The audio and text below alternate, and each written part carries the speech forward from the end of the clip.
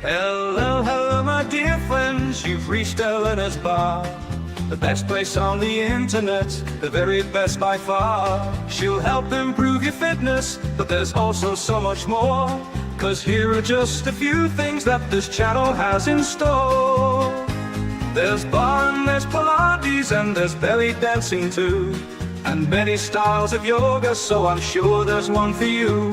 Then watch her practice pianist string from right within her home. She's in such big condition, she'll outrun the metronome. Elena's Bar, Elena's Bar. They're the best place on the internet, the very best by far. It's not just the piano, but the ukulele too. The guitar and violin are even more that she can do. She does so many different things, it's hard not to lose track. I nearly didn't mention that she posts on her Substack. Elena's Bar, Elena's Bar. The best place on the internet, the very best by far. Yeah, controversial topics may be brought up for discussion, but try not to provoke her or she'll swear at you in Russian. And sometimes certain topics can make quite a big impression. So remember, you take part at your own risk and your discretion. Yeah, Elena's Bar, Elena's Bar. The best place on the internet, the very best by far. You might even meet Anita if you're quite a loyal fan. She's got a fixed male cat, but she's so desperate for a man. We've really got it all, and you couldn't ask for more. So sit right back and watch Elena shave a 3 or 4. Elena's Bar, Elena's Bar. The best place on the internet, the very best by far.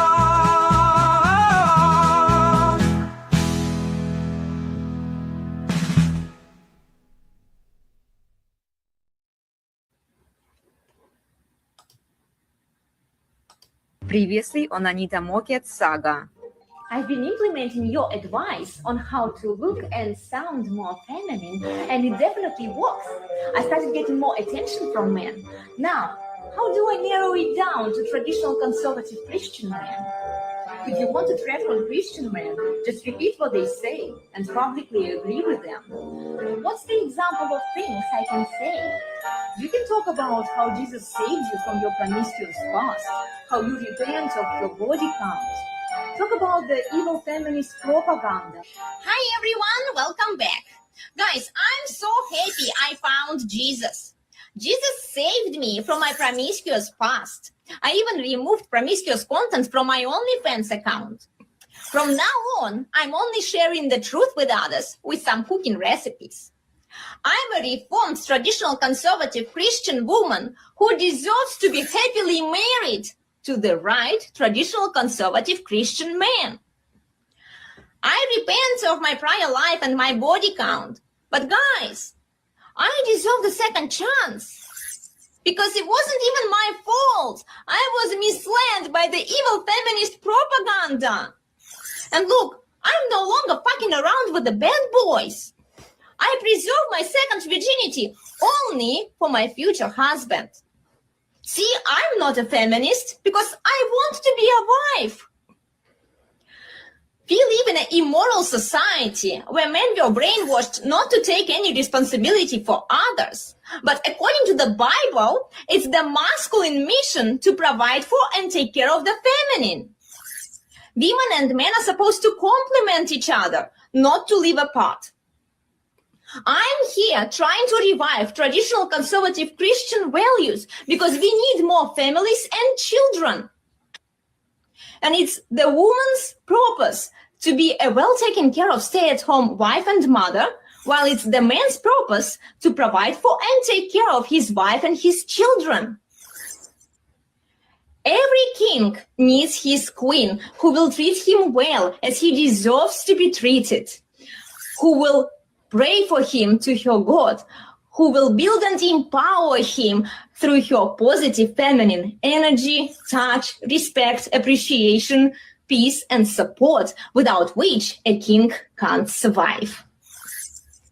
So guys, I'm here ready to be the perfect wife, the perfect queen for the right king. If you're interested, come join our OPC church, follow my God, and wife me up.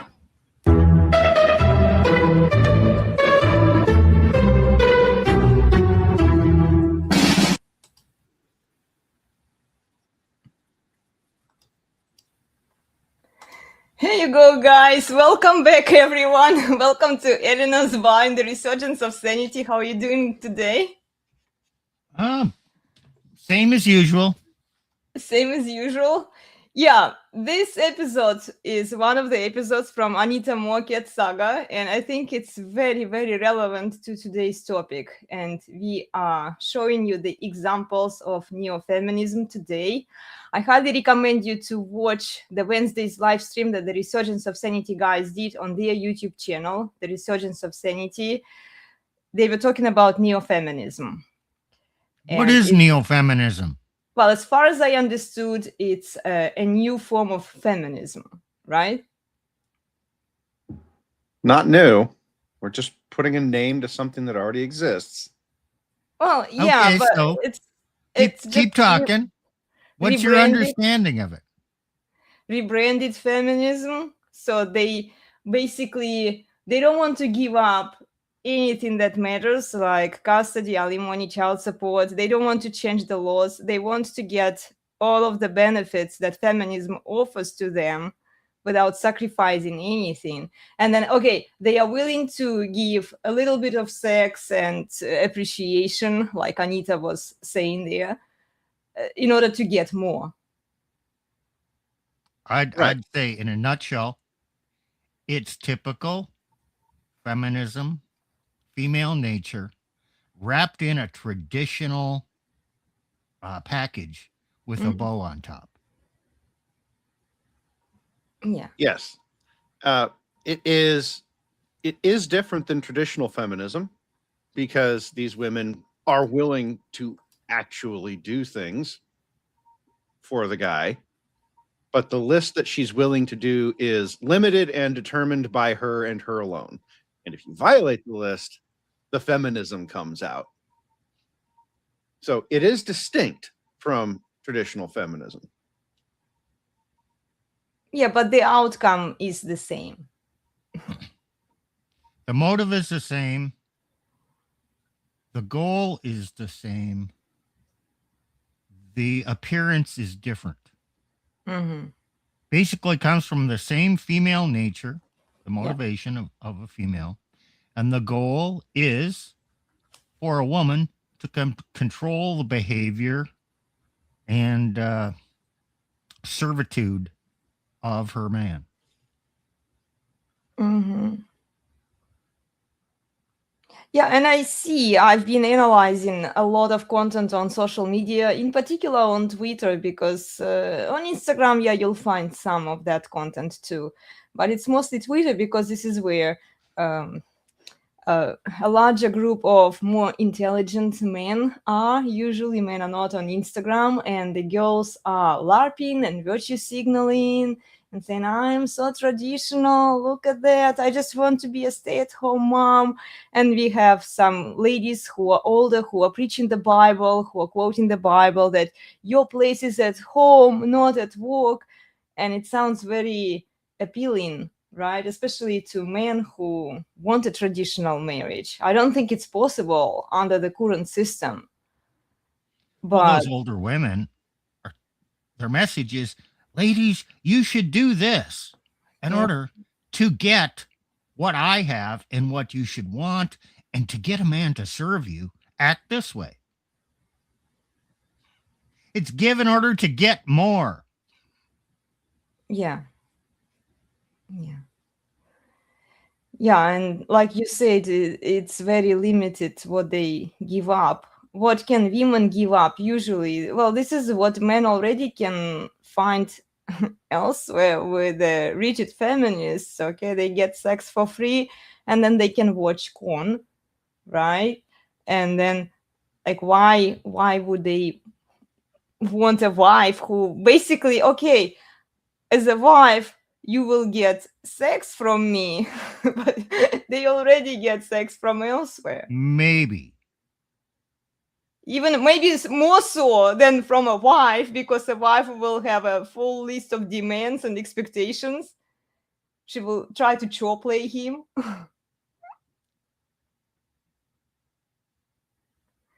Yeah, like they say, oh, sex is so important, and the men are like, oh yes, I'm so deprived of sex. Look at her, she's so based. She understands the psychology. She knows everything.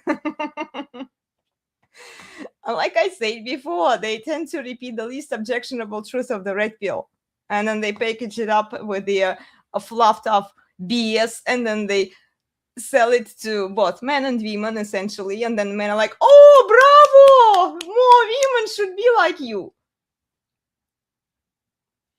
So our stream on Wednesday was about neofeminism, and Plutarch led it.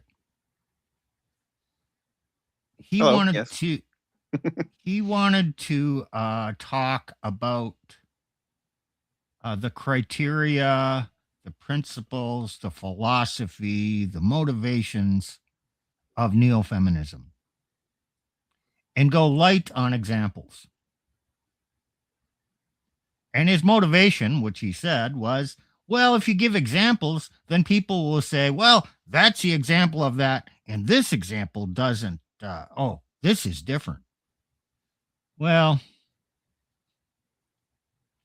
that's good, true, but people learn by examples. So Elena learns by examples. So she has lots of examples of this, which is kind of what the focus is today.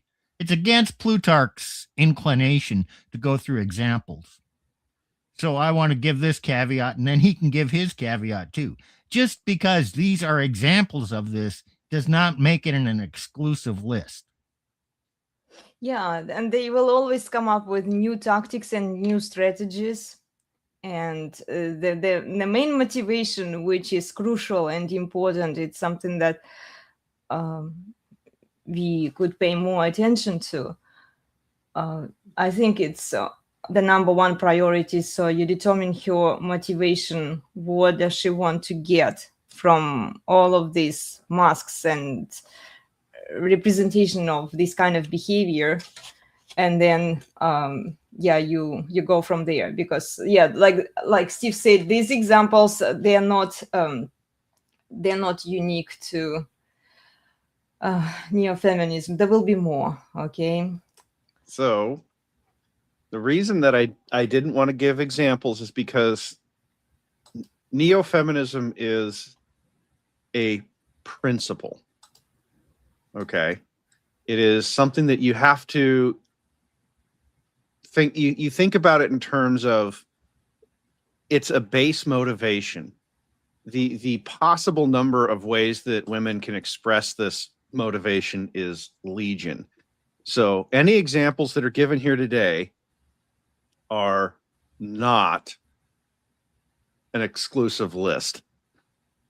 These are just ways that you can tally up of expressing neofeminism that we've found. It is not exclusive. It is not complete. In fact, it is highly incomplete, because the ways of expressing this are as legion as the women who express them. We are talking here about an idea and a motivation of women. Women are starting to recognize that feminism has the traditional forms of it have led them astray, that they're not getting what they want, and that they're looking for something else that still keeps all of the privileges and powers of feminism without the responsibilities that traditional feminism imposes, like going to work. For example, all the crash out videos you saw last year of women crying over having to go to work every day. These women want neofeminism. They're expressing a desire for a new feminism, which is just what neofeminism translates to. It's new feminism. And they want a new feminism that gives them all the same powers and privileges, but without the effort. Or very minimal effort. They realize that they have to offer something, unlike the feminists. In that regard, I would say that the feminists and the liberals, they are actually more honest about what they want. Like if they say, I don't want to have kids because it will disrupt my hormones and it will damage my physique in some way, right? But then all of these stay-at-home moms, they give kids, and then at least the liberal feminist, she's working, right? So they can't assign as much alimony and child support to her as to a stay-at-home mother, because we've seen previously, guys, and I did share the statistics with you. I think Pearl Davis actually mentioned the data on divorce rates, and the divorces are the nastiest with the stay-at-home moms, which should tell you something, because they are relying on a man completely for provision and protection. So Elena's going to bring up stuff from her bullshit folder. She's got a lot of examples. So let's look at them. We'll start with the... Before we do that, I want to get people thinking about something. How do you identify neo-feminism? 2 words. Cui bono, which is Latin for who benefits. When a woman is behaving a certain way, in a traditional way, advocating for certain things, ask yourself the question, is this neo-feminism? Well, how do you answer that? Who benefits? Is her behavior, advocacy, and all that for her own benefit, or to do her duty towards men, which her benefit then would be secondary, or the children's benefit would come first before hers? If it's primarily for her benefit, for what she wants, I'd say it's neo-feminism. Well, Steve, they will they will sell it. And what women say versus what they do are 2 different things, right? They can say that I will benefit the man, I will build him up, like Anita was selling there, right? And then they will cover up their intentions with children, but children are important. Children are the focus of life, and you should be supporting and providing for them, right? But then... That's just talking points. Figure out, what is she actually doing? What's her real motivation? Is it for her own benefit? It's pretty easy to see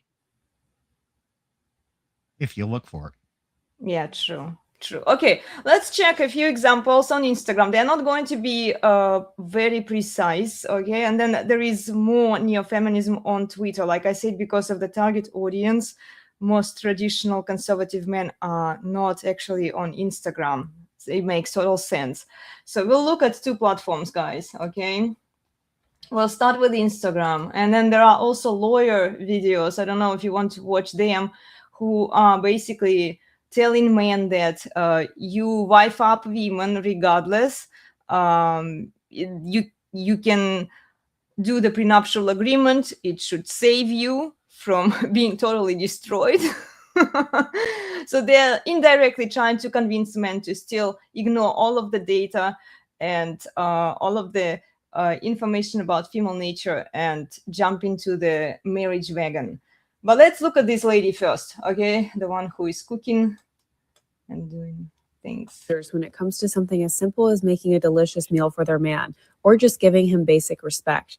Now, I know the word loser sounds harsh, but there's no other word to describe someone who brings nothing to the table except an attitude and entitlement. No man deserves this. They comment to beautiful women cooking beautiful food, whilst they sit comfortably in their house or apartment that was built by a man, on their technology that was created by a man, and enjoying their freedom that was fought for by men. And if a man who has committed his entire life to you doesn't deserve something as simple as a delicious, warm, homemade meal every single night, then what exactly does he get out of marriage? Now, you may be ready to comment, gosh, what a pick me. And frankly, go ahead. It doesn't offend me, especially since there's a reason that I've been picked. And picked by an amazing man at that. A man that I would cook anything he desires simply because he's my man.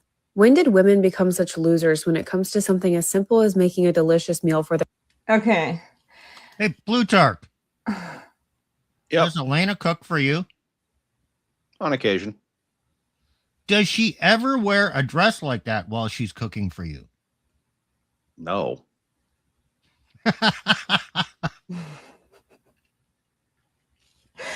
See, big difference, guys. The- Yeah. The last thing she cooked, I think she was wearing her workout outfit from earlier in the day. And I don't post videos like that. You know, No. What? That's not what Steve Why? asked. Calm down. You cook for your You're- husband. Great. Guys, Congratulations. You fulfilled your guys, wifely duties. She's gonna have a lot of trouble talking over us today because she's been talking over me for weeks on this topic. She's been waiting for this episode and this idea to come out for weeks. So she's not going to do a very good job of controlling herself today, just so you know.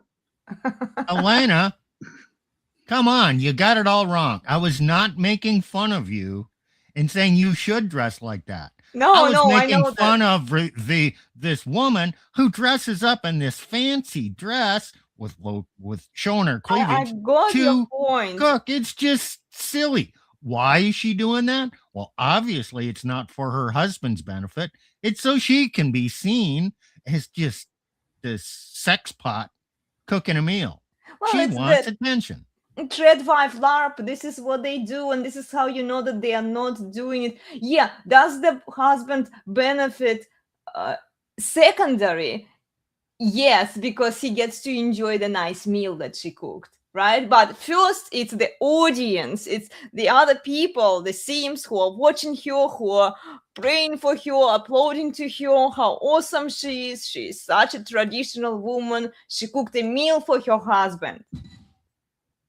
Okay, there's a key point here, though. And so, we're talking about principles and examples here. The key, yes, she's doing something for her husband that a feminist would go, "Oh my God, how dare you!" Right? The feminist would be aghast at this, and she's doing it. And the man, I am sure, is enjoying this. But she's doing this for the camera still. Mm-hmm. Okay? She's still seeking the attention of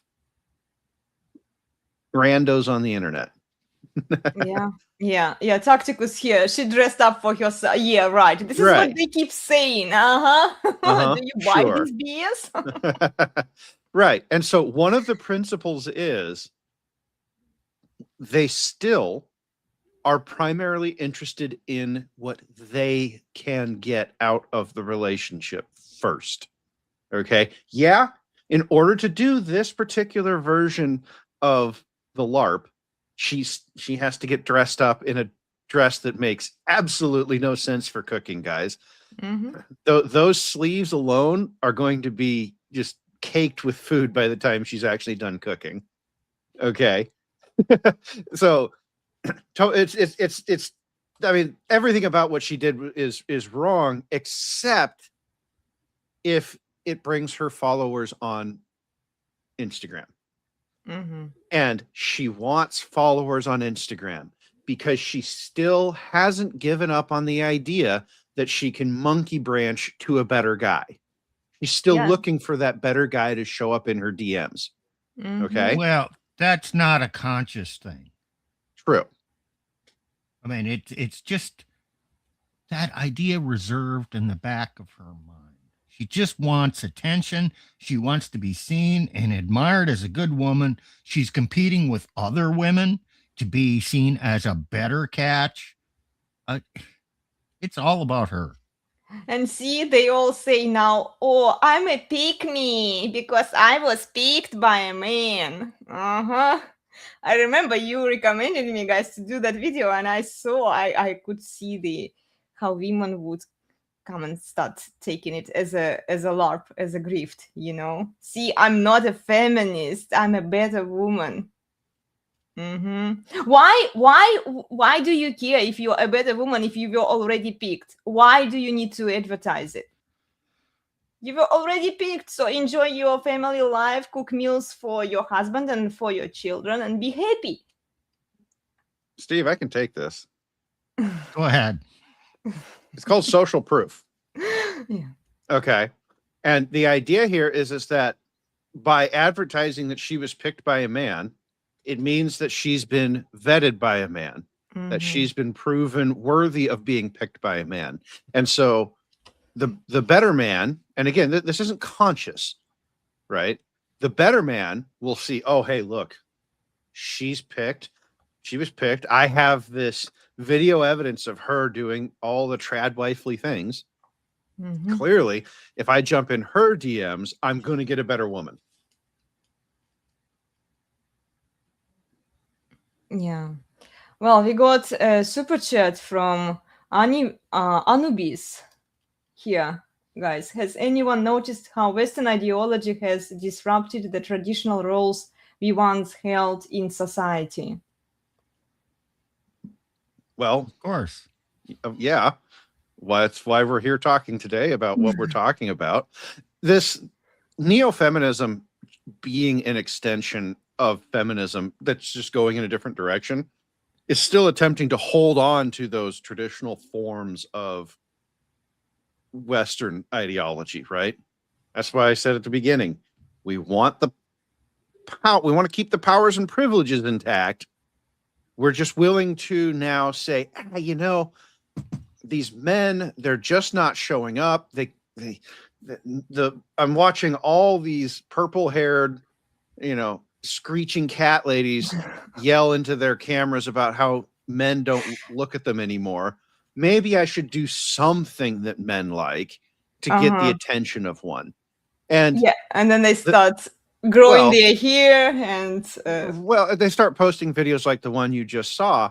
That video is, see, I'm not like those other women, which is probably true. You should, I'm a pick me. You can pick me too. When a girl says, I'm a pick me on the internet, what is she saying? Pick me, pick me, pick me, right? Like that is what she's saying. But when a girl says, I'm a pick me while she's married, she's saying, pick me, pick me, pick me while she's married. Where a woman who, and I know women like this, they got married young, they're still married, they're not plastered all over social media, they're not doing this on the internet. Guys, you're never going to find that woman. Is she a great woman? Yeah, she is. I've met her. She's sweet. She loves her husband and her kids. She cooks for him. She does all the things. You're never going to see her on the internet because she is that person you actually want. Okay. This is just feminism with the admission that, yeah, I'm willing to give something up. This is also performative in order to get. If she's out there dressed like this, getting attention from other men who are praising her for how great she is, okay, well, that feeds her ego. But then she can show this to her husband and say, see how great I am? You better make sure that you keep me because I have options. She may not say that overtly, but that's in the back of her mind. The more she can be seen as having options, the more he better behave and recognize the treasure, the jewel that he has in her. Well, Steve, that is very much what the purpose of another purpose of putting these videos out publicly is.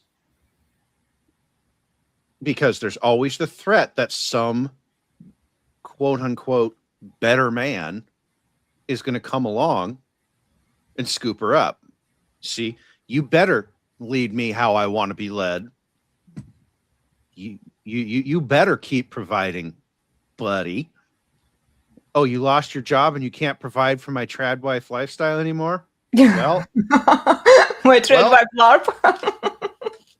This guy in my DMs can. This guy's, he's hot. I should talk to him later. but I'm not going to say. Uh-huh. But I'm not going to say that out loud, right? Yeah. Okay. And does the husband have access to the Instagram? Maybe, but probably not, if we're being honest, because she still wants all the powers and privileges of feminism. She's an independent, she's still a strong woman. She still has her rights to her independence and her, personal autonomy, right? She's got all of that still. Even if he has the rights to her Instagram and can see all the comments, going through and screening and keeping track of all that, that's a lot of work. Ask me how Most I know. men don't even want to do that. Come on. You just behave. I'll behave. I don't want to monitor every damn thing you do. Yeah. I'm actually lucky with my Instagram followers. They don't, occasionally, but then I don't even add those people into like general group or friends group. Or like, why? I just ignore their messages, They're out there. I can still see them, but I don't interact with them, So yeah. That's because, Elena, you just have a visceral contempt for simps. I do. She really does. Guys, please don't simp, guys. I have to listen to her every single day complain about the simps on her YouTube and Instagram. Guys, for me, as a man who has to listen to this every day, please stop. I'm tired. But they are not actually as bad. Like, giving the credit. I know. to I my still have audience, to they are listen to you not- every day about the simps. Well, my main frustration with simps is when the data is out there, okay? You realize, okay, No. here's the truth about female nature. Why do you still give attention? Why do you still life up these public whores? What's coming for you. You can't ignore the truth. They don't want to know. Just accept it. Just I accept know. that you can't fix them. Yeah, Please. Guys, by the way, that conversation right there is every lunchtime. Every lunchtime. All of them. Please just I need something new to discuss with my wife at lunch, please. Yeah, fine. Let's look at another example. Okay. Here. Why I'm giving up my entire future for a husband and kids. Let's watch this lady. People always ask me, Annika, you're so young. Why do you want to give up your entire future for a husband and kids? My entire future? The future that would have me at a 9-to-5 that I hate? That has me sitting in traffic every morning to get to a job with coworkers and a boss that I despise? That I have to do deadlines and assignments for? Are you kidding me? Heck no! Instead, I'm going to get to wake up every single morning to a husband that loves me and provides for me.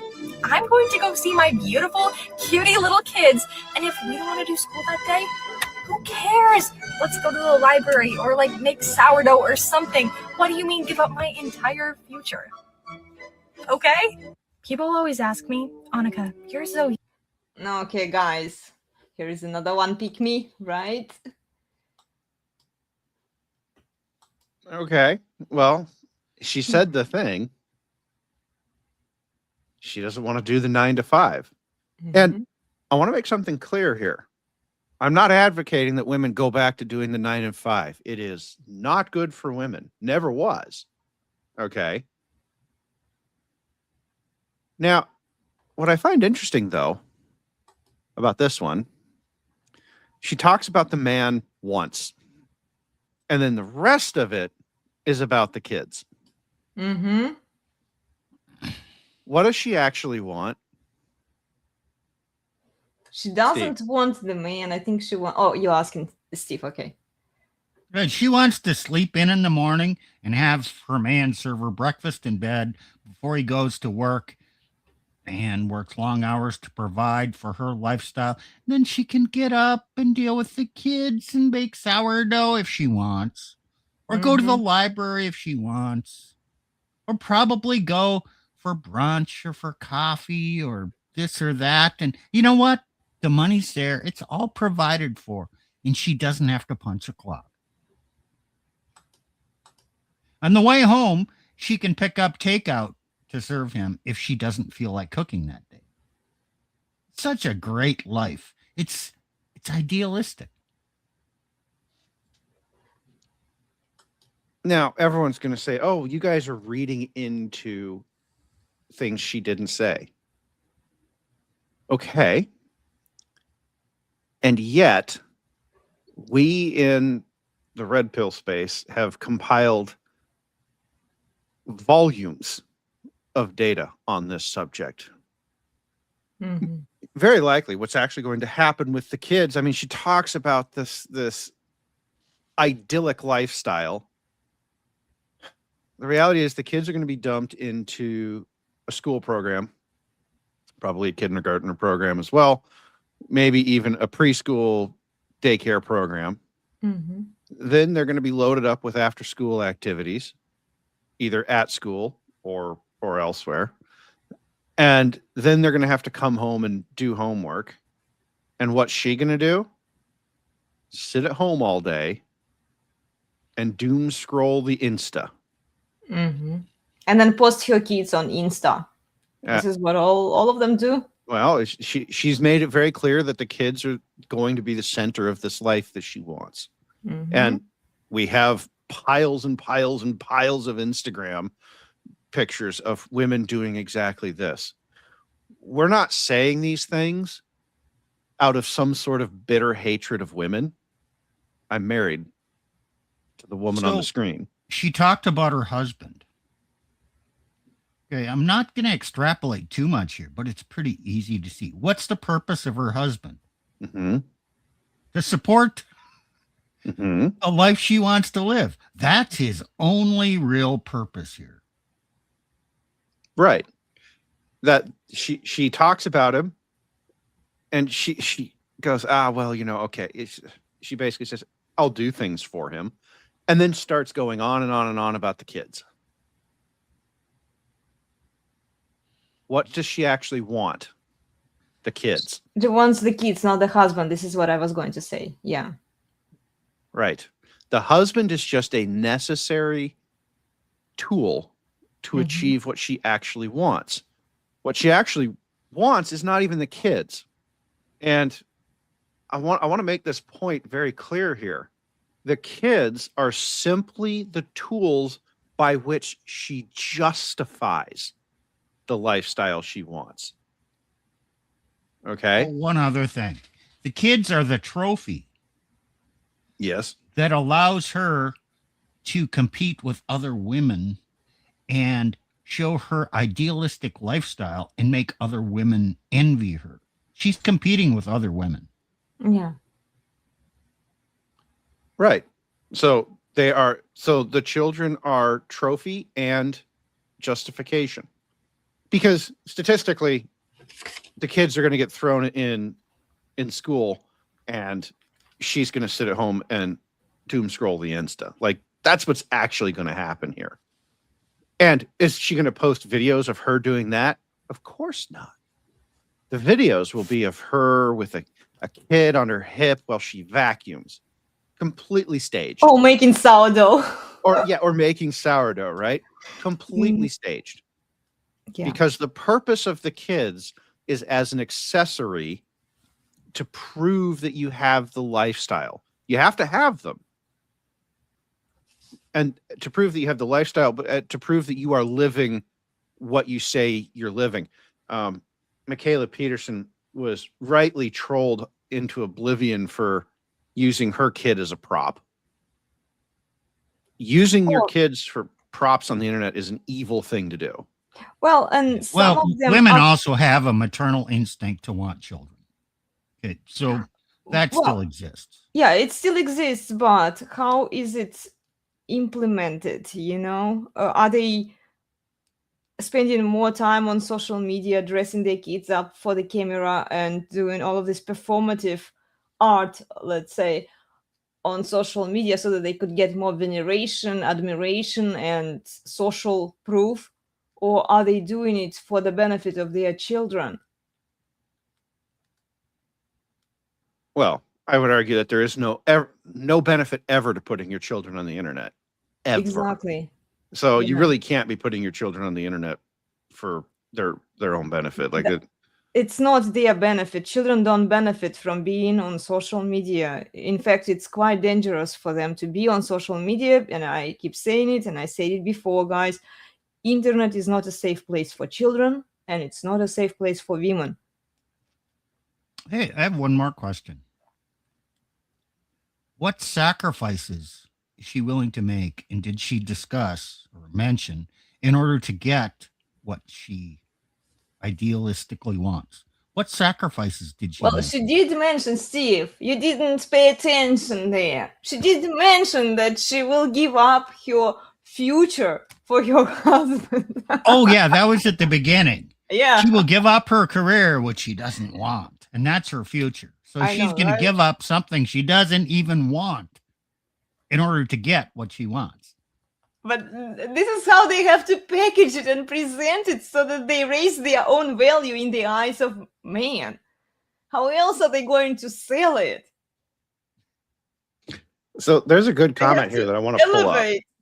Oh yeah, pull it up. Everything you describe happened before social media. I lived it. This is true. Okay. Social media was not the fire. Social media was the gasoline we dumped on the fire to make it worse, to make it bigger. Okay. Social media takes all of the worst instincts of women and not only amplifies them for the whole world, it made it easier. It simplified it. It made it far easier for women to get the adulation that they're looking for. Straight dopamine injections into their brains. Okay. That's a good comment. That's correct. Yeah. There is another comment here. If it wasn't for Western ideology, you guys would be living in huts. Well, and if this Western ideology keeps going the way it's going, we'll go back to living in huts. I disagree.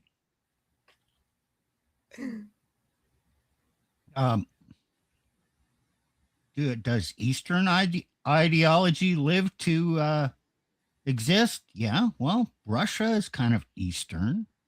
India is kind of Eastern. China is kind of Eastern.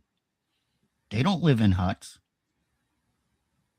No, but the West had to teach them how not to, if you actually read the history. Oh, China? I don't know. There's more to it than that. I'm not dissing Western ideology, which also could be called Christendom, morality, principles, male headship, patriarchy. I think it would be true. If it wasn't for patriarchy, everyone would still be living in huts. Yes. That's what I think. I think that's a more accurate way of saying it. Every matriarchal society we found in archaeology never progressed past huts. There have been matriarchal societies. Not one of them progressed past huts. Mud huts on riverbanks, I think, is the actual way that they end up. And then they invariably die out very, very quickly. So, yes. So this is a yes and also no. Well, yeah, it was a good comment, though. Yeah. Because we discussed it. And I think the guy's onto something here. Yeah, Just guys. like to refine things. Okay, he clarifies here. Western ideology, Mediterranean. Yeah, that's your Roman and Greek. Yeah, that's kind of, yes, we're agreeing with that. And of course, Christian came out of the Eastern Med. We agree. Yes. Yeah. Okay, well, let's check a few more examples here. There are some Russian women. I still see a lot of push towards Russian propaganda. So they're basically asking, okay, Russian seller is asking Russian girls if they'd rather date a foreigner or a Russian man. There was one. Okay, guys, this have been a while.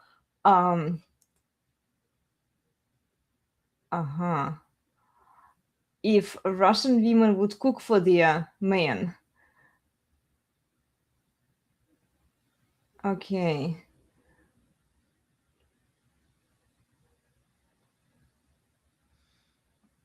Okay, let's check this one. Do Russian girls want American husbands? Okay. Because there is this movement, it's called passport bros, where men think that the grass is greener on the other side, so they go and wife up the women from other countries. And okay, let's just look at this one. Do Russian girls want American husbands? Я не собираюсь никак связывать свою жизнь с Америкой, с чем-то подобным. Это было бы просто неудобно. У меня такой конечно. Ну, в принципе, почему нет? Думаю, что да. Но если же это окажется хороший человек, то вполне возможно. Американцы. Нет. Do Russian girls want American husbands? Okay. So the data shows that like they will want American husbands if just to get out, you know, just to get out. Some girls will. Okay. So yeah, I haven't seen. It's kind of hard to find these examples. I'm scrolling through it. There are a lot of Sims, a lot of lawyer videos. So this lady is a lawyer, and we've seen her before. The other Asian lady is also a lawyer here.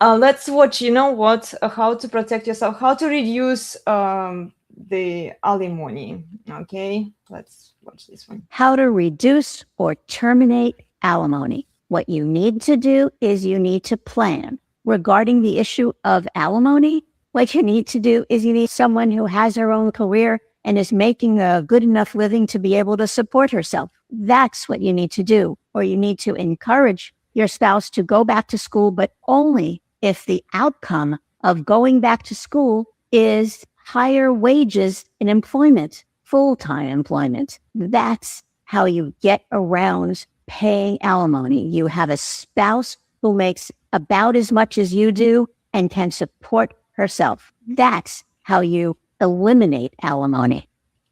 How to reduce or... Okay, So that's are true. That's all true. Are the neo-feminists advocating that? Oh, Steve, with the question, the neo-feminists are very explicitly advocating against that.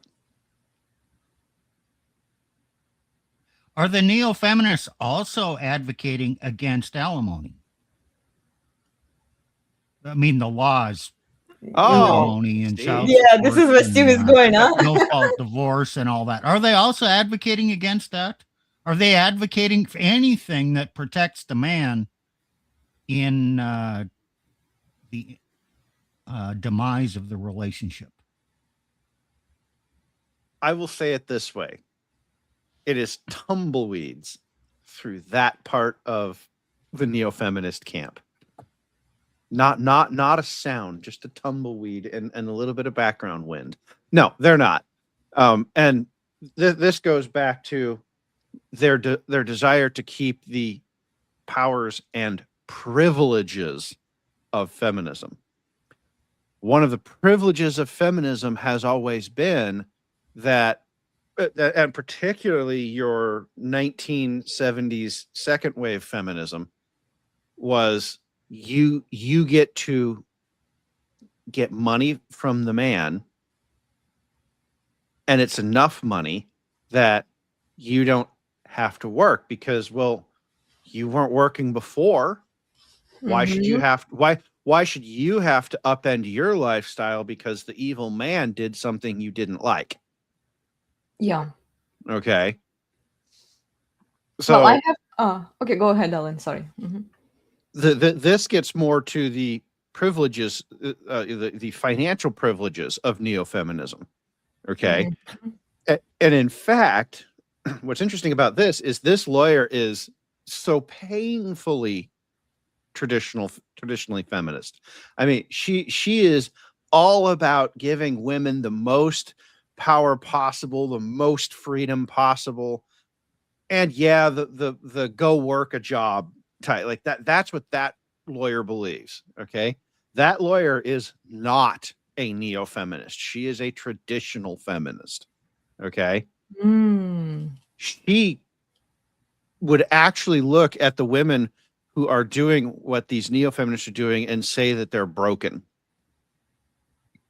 And while these women are doing it, they'd go, yeah, maybe, but I'm getting what I want. Because neo-feminism is becoming the more effective strategy to achieve the feminist outcome. Yeah, the bra-burning feminists of the 70s don't like it, but it works. Go ahead, Steve. I think you've kind of identified a key tenet of neo-feminism. It's advocating that women adopt a certain persona in order to not have to work outside of the home and to live the lifestyle that they want to live and be provided for. Correct. And this is distinct from traditional feminism. Because traditional feminism advocates for women to work outside of the home to get what they want. Neo-feminism advocates for women to not work outside of the home, but still get what they want. Right. So what she's saying here, okay, she's actually giving advice for men, really. And that advice is basically go pay for your woman to get a college degree so she can get a job so you don't have to pay her alimony. And here's the thing. It's actually good advice. It actually works in the court of law. The court says, oh, well, you both make about the same amount of money. No one has to pay anybody alimony. Like, that's true. Yeah, but you still have to invest into your degree. Minor details. Yeah. It works in another way. It actually statistically lowers the divorce rate. And it also lowers the chances that you'll have a nasty, contentious divorce. You bringing up an acrimonious divorce. You bringing up Dr. David Edgington's work again? Yeah. Okay. And Rich Cooper. Yep. And others who say stay-at-home mothers are kind of the worst risk, because when the marriage goes bad, she is going to want everything from you. Well, she will do anything and develop a narrative that makes you pay through the nose. And she is the woman who is more likely to alienate you from your kids. Yeah. That's so true. Well, because she sacrificed her potential future career to be a stay-at-home mom to support her husband. That's not the argument they're going to use. That's not the argument they're going to use. They're going to use the old argument. They're going to go back to, well, I take care of the kids. I don't have time for work because I am so involved in these kids' lives that I need to be paid an alimony so that I and the kids can survive without me having to work. Of course, what they're actually going to do is throw the kids in public school all day, sit at home, doom scroll on Insta for the next sucker up. Yeah. Before Insta, they would have stayed home and watched soap operas. Oh, that's Yes. so true. Yeah. Well, I have a formula here, guys. I'm going to show it. So look at Anita here. Now they change the narrative. Instead of blaming everything on men like they used to blame, they say men are kings. It's the evil feminist propaganda that misled us, right? We want to be well taken care of, stay-at-home mummies and wives. And they even say that I will fuck my husband. You know, I definitely see a lot. We will go to Twitter next to watch some of those messages. I don't know if I'll be able to show all of them because I did bookmark them, but I don't know how to show it, the bookmarked content there. So Plutarch will probably have to help me with that. Anyway, so here she is. What does she bring to the table? Okay, high body count, her useless degree, and no dowry.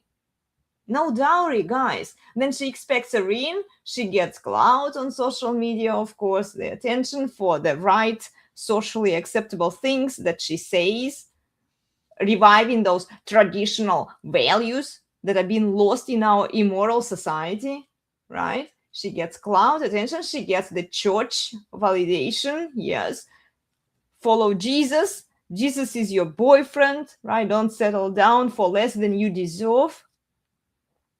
And then the legal system is on her side. So through this LARP, through this virtue signaling, she gets the man. He wives her up. And then, because the laws are designed to destroy men and give automatic custody to the woman, give her all of the privileges, the alimony, the child support, right? She divorces him. She pops up a few kids and then she threatens the man that if you don't provide me the lifestyle, you will never see your kids ever again. She gets the house, she gets the car because she has to drive kids to the kindergarten, to school, right? And then she posts cute videos and pictures of her kids on social media to get more attention and validation. But you are a single mommy, right? And then she's looking for the next loser who will wife you up. This is the formula, guys. Yeah. You see? So what else you got from Twitter that you can show us? Okay. Well, we will go to Twitter, but I will need help with this one so that we can look at. There is more of that on Twitter, guys. I'm probably just going to scroll down because I don't know where to look for bookmarked content. Okay.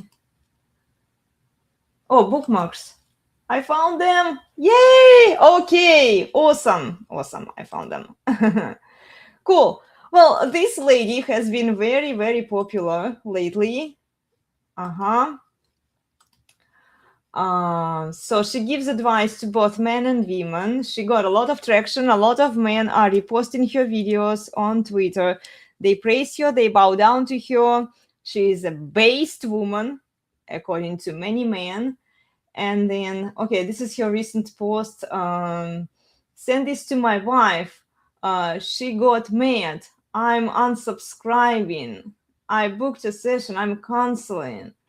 And then she says, I get these weak messages every day. You say you want change. You say you want respect. You say you want your marriage back. Then she gets emotional and you fold. You cancel, you apologize, you let her feelings run the whole house. That's not leadership. That's why the respect is gone.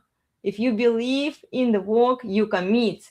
You book the session, you join the program, you lead when it's uncomfortable. Your marriage is on you. Fix it or lose it. Well, yeah. If you don't work on it and you don't fix it, it's going to go away. That's how things work. But okay. what if the wife has already decided that it's not fixable? Then there's nothing you can do about it. Yeah, but it appears to me that she might be selling men the dream that men don't want to easily give up on their marriage. They first try multiple options, right? They might even go to the counseling therapy with their wives. Yeah, that's a lot of men do that because it's not the men that want to give up, it's the women. It's the women that want to give up, exactly. But it looks like men are the ones who are canceling the sessions, and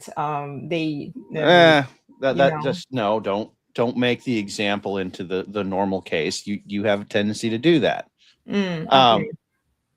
No, the key phrases here are, that's not leadership, that's why the respect is gone. There are two ways to think about this. One of them is a very sort of simplistic way of thinking about that, and that is that if the leadership is, if respect is gone, you failed somehow.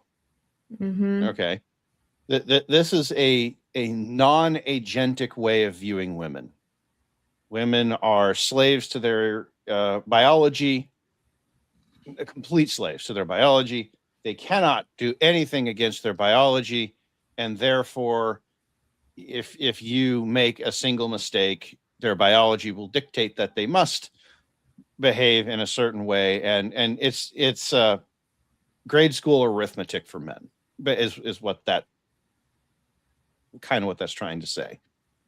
The reality is that she has Instagram, she has Twitter, she has other ways of finding men who are, I don't want to use the phrase better than him, but men who could offer her more, offer her a better life. And she, being an independent agent, can decide that she's done with you, even if you've done everything right. And so given that that's true, the husband, the man, has no control over any of those things. And he has two choices with a dissatisfied woman. He can chase her and agree with her and appease her to try and keep her, move towards her, or I guess he could distance himself from her, which means go on his own mission, do his own thing, and say, oh, okay, I guess I don't need you. I'm going to go do this over here. I'm going to build my life. I'm not going to serve you and chase you. Now, she has a choice at that point. If he chases her, she's going to keep running because she has him going in the direction she wants. If he moves the other direction, she has a choice: leave or move towards him. The only chance that he has of getting her to move towards him is if he withdraws some affection and appeasement and builds a life that is independent and interesting and goes on his own adventure. There's no guarantees here, of course. No. Well, and fighting for your marriage is very often framed in the feminine of, you have to work on it. You have to work together. You need to get the counseling together. It's all about doing together. Okay. Actually fixing your marriage, probably the most important thing you can do is walk away from it. Yeah. Well, here it's is the counterintuitive. It's counterintuitive, but it's a core point of the red pill. You have to be willing to walk away, and she has to know that you're willing to walk away. All of these gurus on the Twitter, they're not going to tell you that. It's only all these female gurus. The men will tell you this. We've talked with we've talked with churchmen. Well, I was going to say, we've talked with other red pill men. They'll say it. Okay. The church guys won't say it. We've talked about that ad nauseum. Okay.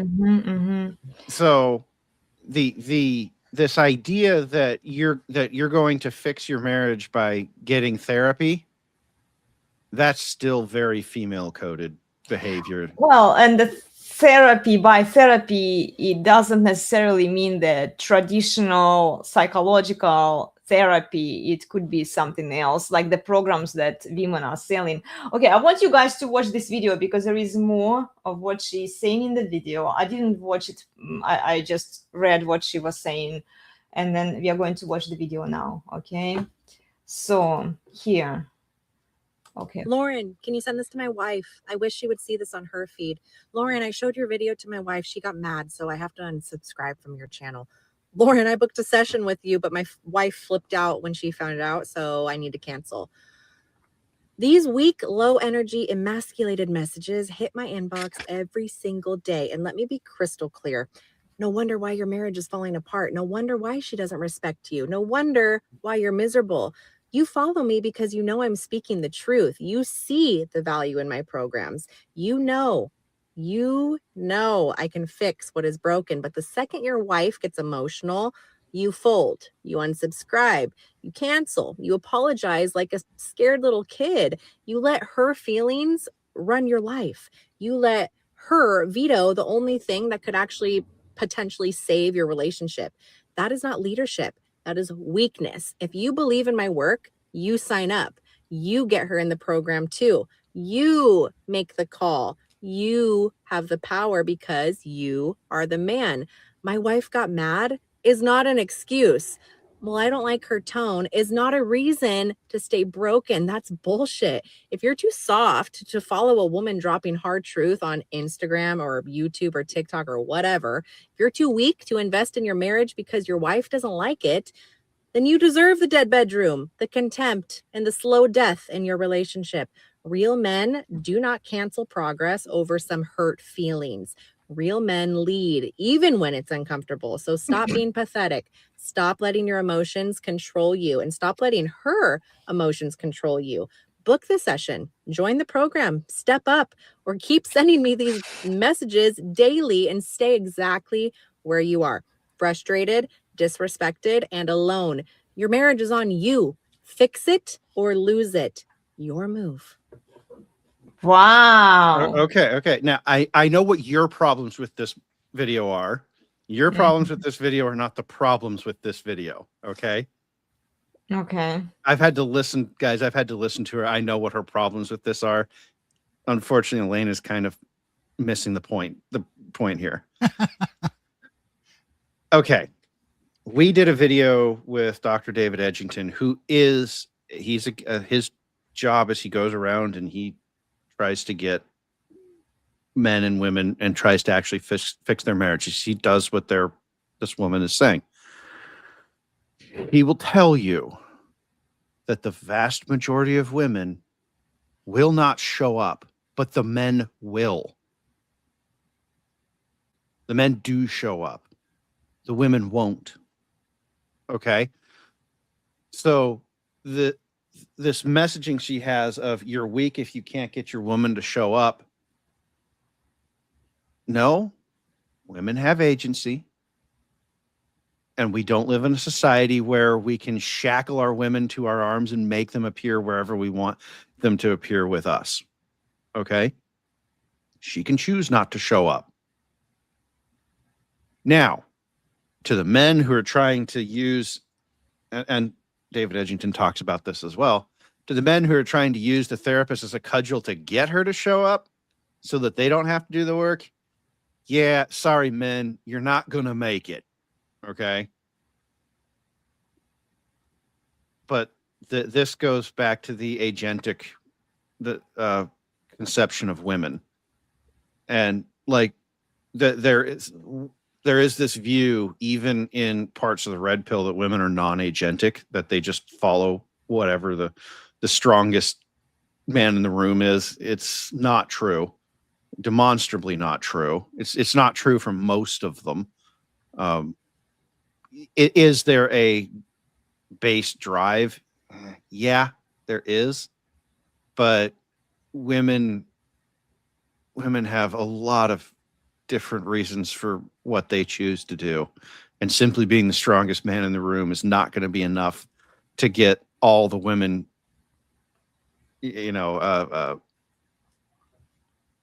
wet. Not when she can use the legal system to get out of that relationship and say, you are an abusive misogynist, you are dictating terms to me, you are a tyrant. Right. And then she is off the hook, there is right. no It's to avoid accountability. So what's his choice at that point? Well, to try and appease her. That fails every time. Yep. To say, okay, but that's in fine. that case, I'm accountable. I am going to go and I'm going to fix myself. If you want to come along and fix this marriage, come with me. You are accountable for your actions as I am for mine. This is what I'm going to do. Now, what are you going to do? Well, I even would go to the extent of saying that even attempting to fix a broken marriage from the male side is trying to appease the woman so that she wouldn't pull the divorce button because she can leave him at any moment.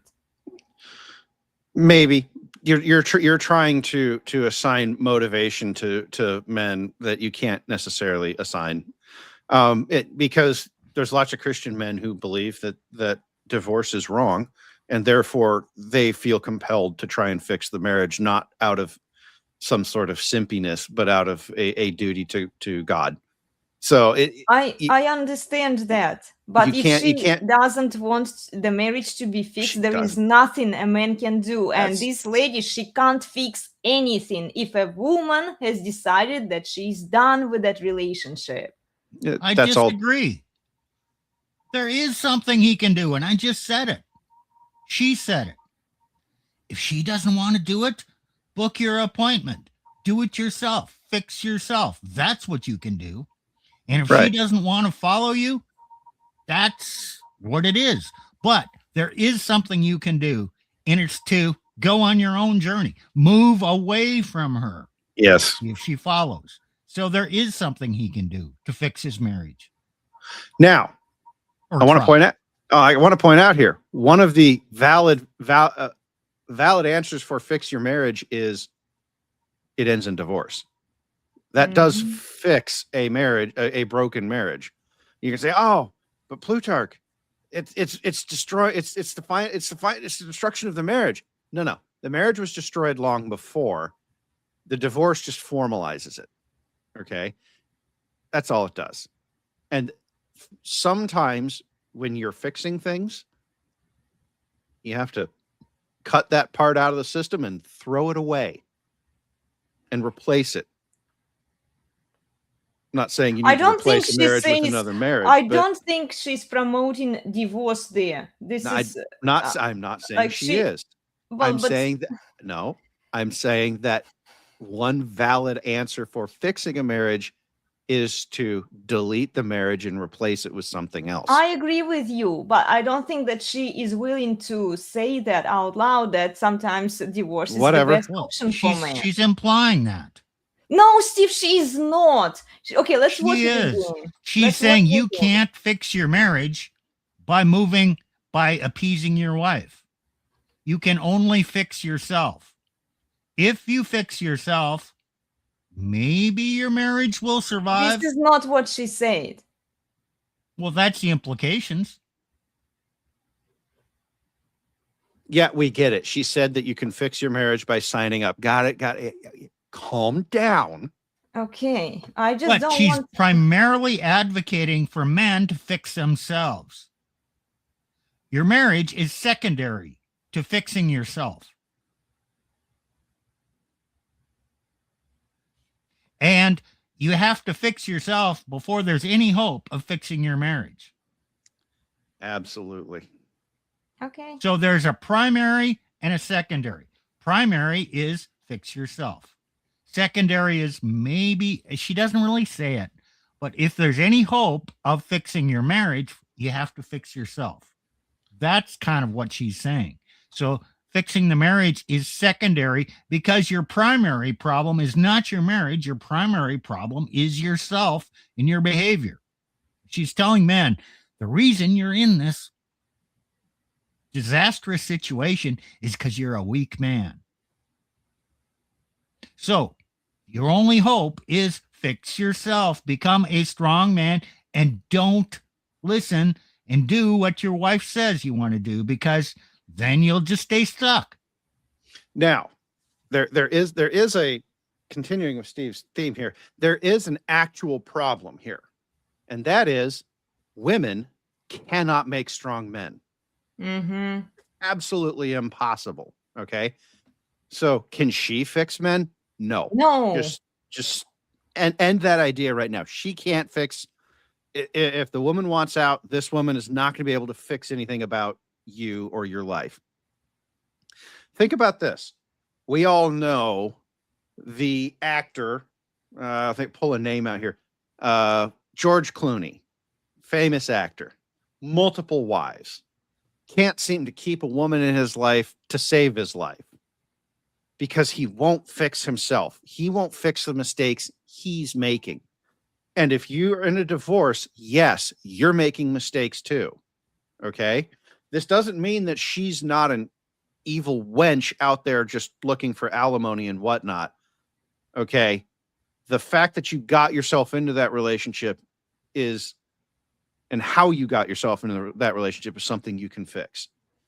When I went through my divorce, I made lots of changes, lots of fixes.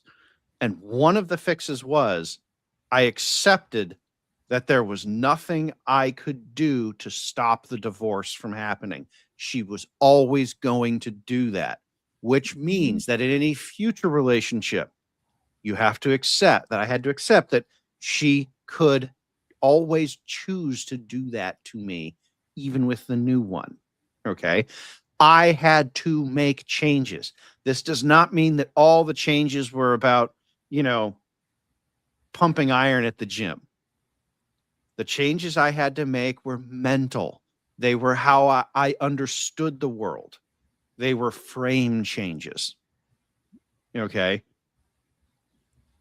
Here's what they weren't, which is what most people do. Oh, I just picked the wrong woman. I just have to be better at picking the right woman. I have to vet her better. I don't need to change anything about myself. I just need to vet better so I have a better outcome, instead of looking at yourself and improving yourself and your attitude and changing some of your beliefs and becoming the man that deserves what you want, or maybe deserves is the wrong word, that is able potentially to have something different. If you're the same man and you're just looking for a better model, oh, this new car broke because I didn't change the oil and all that. Well, I'll just get rid of this car and buy a better car.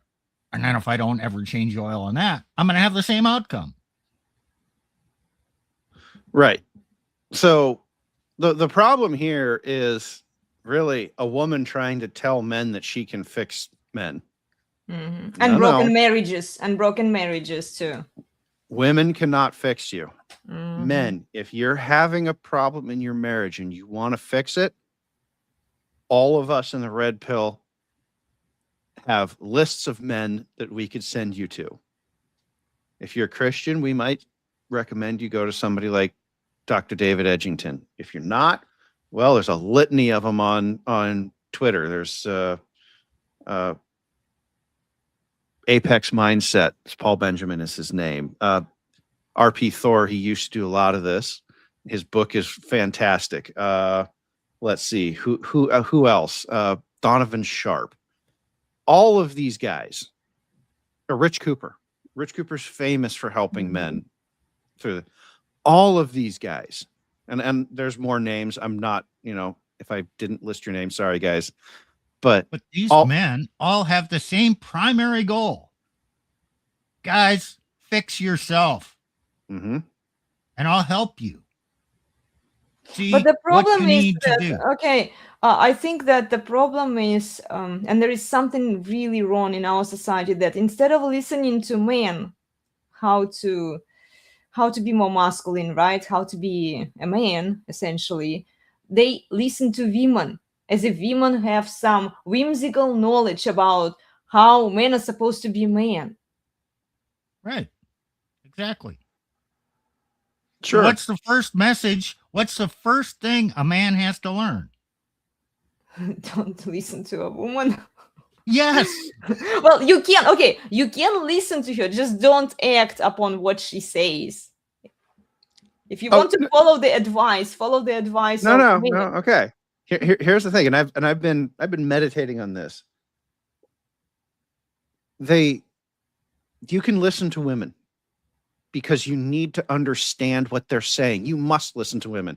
If you want to have any success, you're going to listen to women.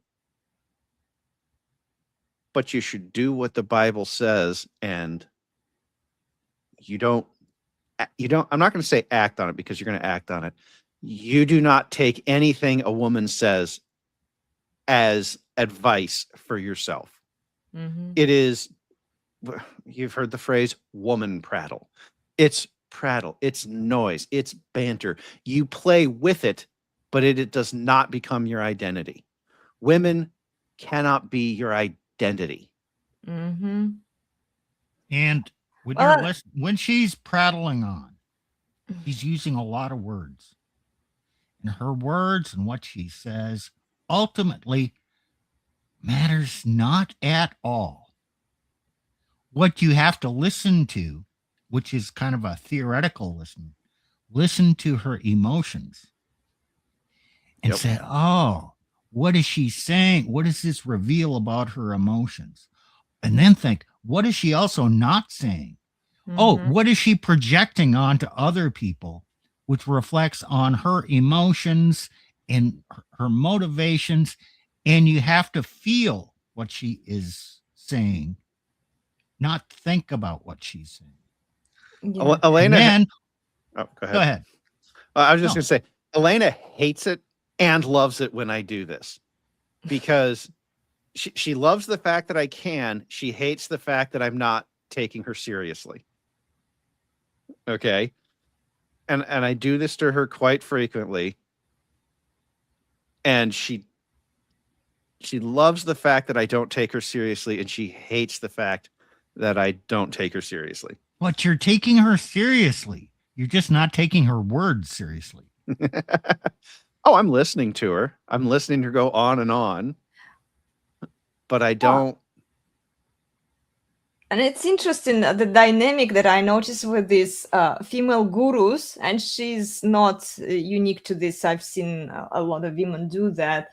They say, well, don't fall for your wife's emotions, but yet I'm here in charge. I'm going to tell you, I'm going to lead you to you fixing yourself. So yeah, replace your wife with me, follow me for more guidance. I'm going to bring you the salvation. I'm going to fix you. I'm going to fix what's broken. So what's the power and privilege of feminism that she's exercising here?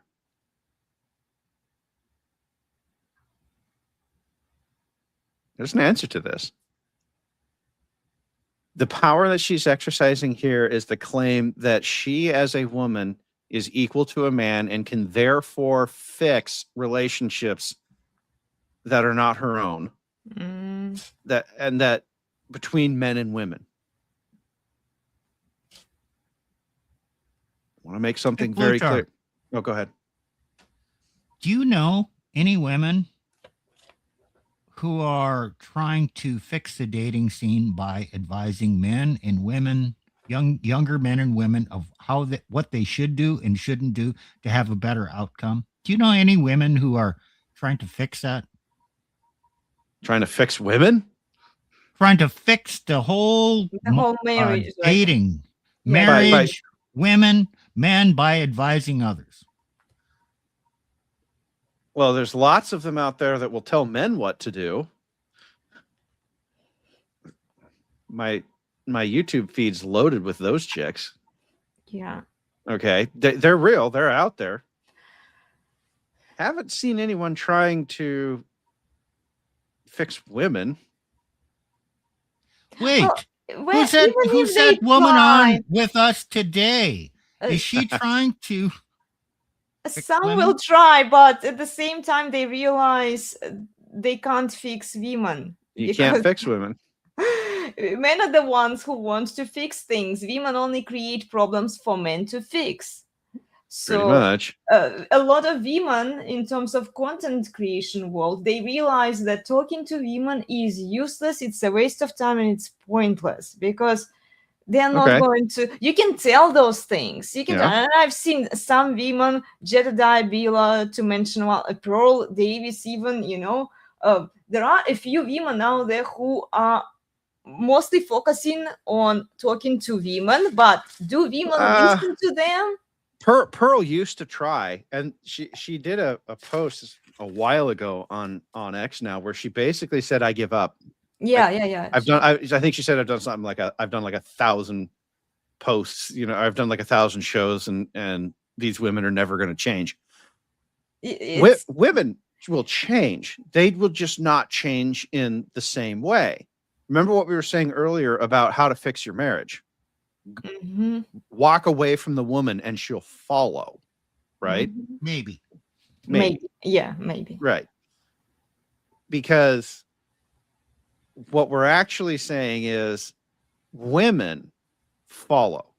Yeah, women Now, are followers. Yeah. She can choose not to follow you. And if she has contempt for you, she ain't gonna. Okay. Mm-hmm.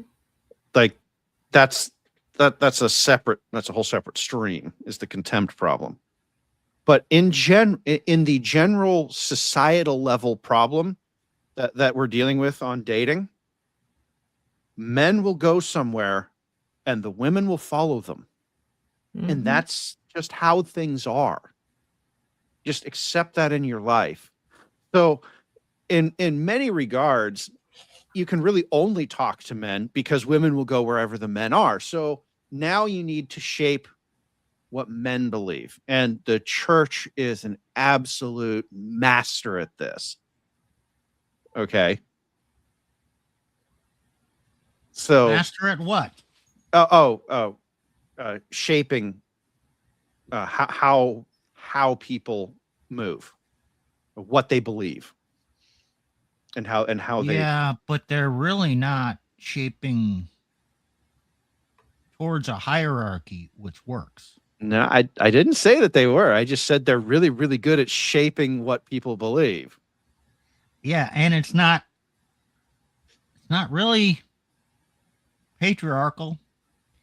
And I would say it's anti-logos, anti-order.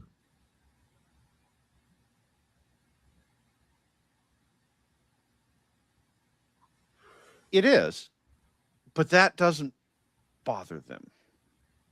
No. So that's everyone is trying to shape the direction of men because everyone realizes that the men are the only actor that matters. Mm-hmm. So why do women try to tell men what to do? Because women want men to behave a certain way. Is that certain way ever going to work for them? No, but they want what they want, or they want what they think they want. Okay. And in the red pill, are we trying to push men a different way? Yeah, we are. So what are the churches saying now? They're saying, hey, you men, wife up these women. Trying to cause changes in men to reach the outcome. Are they ever saying, women, stop being such 304s? Don't do the stuff you're doing, and then you'll be a woman that will easily attract. Well, the neo-feminists are trying to push that narrative, Steve. Don't be a 304. Cook and clean for your husband. Take care of your kids. With a big caveat. If you've been a 304, don't be that anymore. Mm-hmm. Now act this way. It's perfunctory. Well, this is why second virginity is out there in their minds. they don't fuck around with bad boys anymore because they need to settle down with the man who will provide them That's the with key a word, lifestyle. anymore. Anymore, right? Mm-hmm. Okay, here is another example, guys. Okay, here a woman. She's also quoting the Bible in her other post, but let's look at this. If you have a husband who works hard to provide and you have the privilege of being able to stay at home full time, you are one of the most blessed women in the world. Feminism has stolen women away from their homes and deceived them into thinking there is something out there. And again, they blame everything on feminism usually. They don't blame it on men like traditional feminists do, right? But like now the real culprit is the feminism, right? The feminist propaganda. It was God's curse to men that they would have to labor to provide, yet women willingly choose to take on this curse. There is no place like home, and there never will be. It takes a wise woman at home to build her home up. How can she build her home up if she's away from it all day? She can't. And do you remember the previous video that we watched with the younger lady saying that she doesn't want to work 9 to 5? Mm-hmm. It falls straight into this desire of women to be a stay-at-home mom. Being able to wake up and create a home of beauty and order all day, every day, is a most wonderful blessing. Thank your husband. Yeah, throw him a bone, maybe. Well, okay. The message here is fundamentally sound. Mm-hmm. Okay. Men are supposed to labor. Women are supposed to be in the home taking care of hearth and kids. Okay. Cool. However,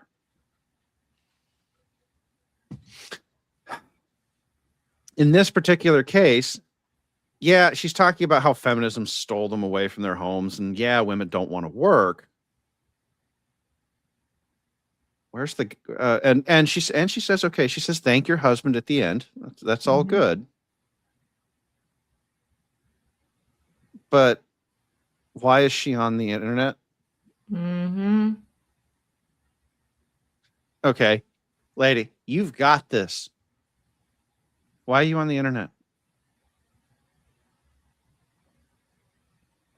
The problem I think that women are struggling with is even if they aren't on the internet specifically to find a replacement for their man,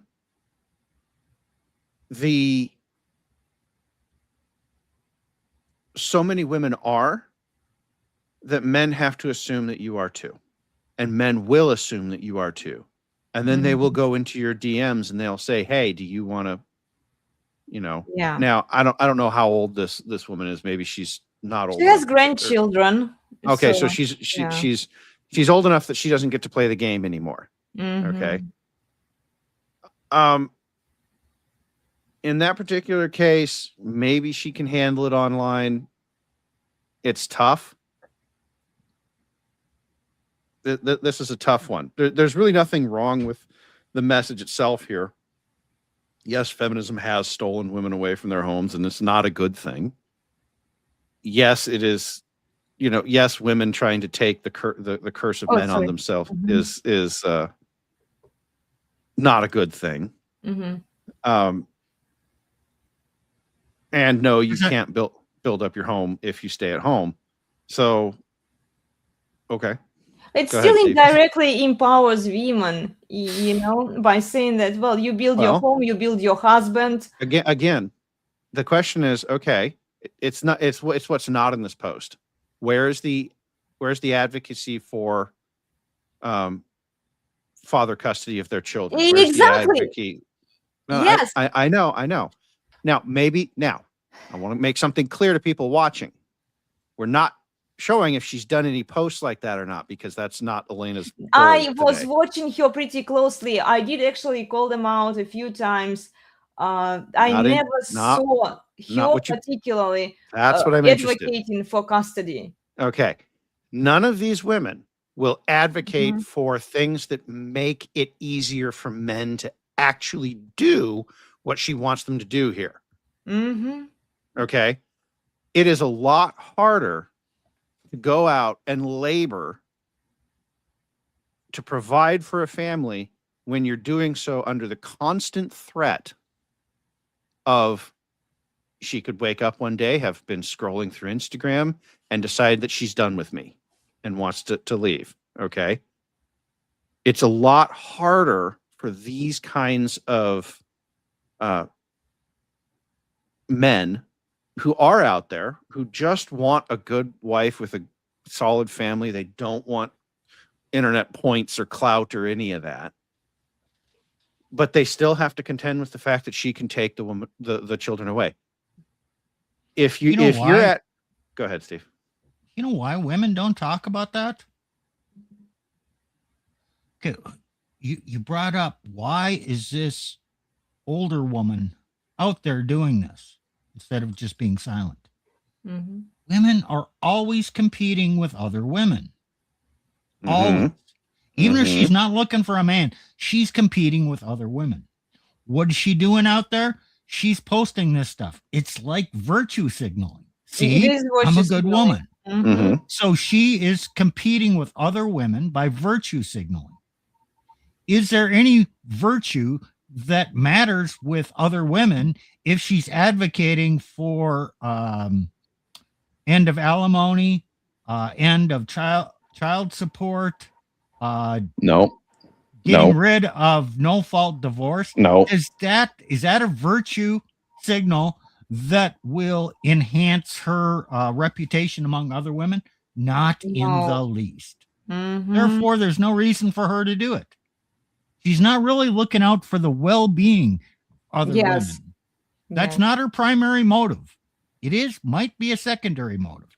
Her primary motive is virtue signaling, just advocating, doing the right thing so she can be seen better, in a better light. Yeah, they don't want to actually solve the problem, because then if the problem is solved, right, let's say we get rid of feminism. I don't think we'll ever be able to do that, but let's just imagine, right? Feminism is gone. So, I don't think they're thinking this hard about it. But like, okay, then there will be no virtue to signal, because like all women will be like the same, yes, but they're not thinking this hard about it.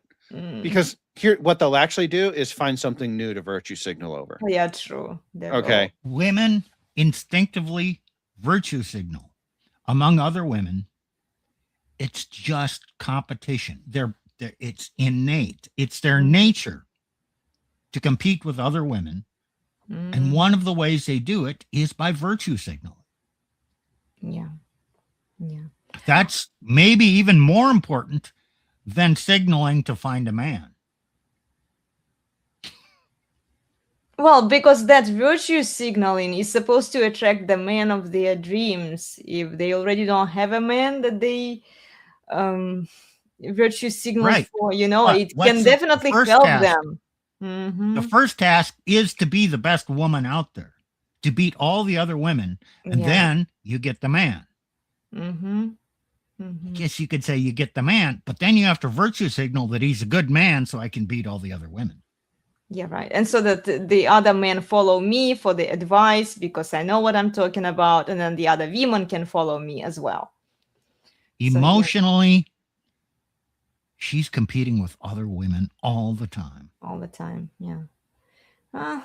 Elena is competing with other women all I'm the guilty of that time. And guys, I'm honest about it. All of those women that I'm calling out today, yes, we are competing amongst each other for the same kind of influence, or no, you're competing to prove that you're a better woman than they are. Better woman than they are, yeah.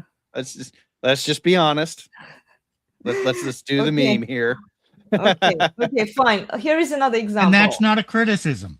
Okay. It's just a reality.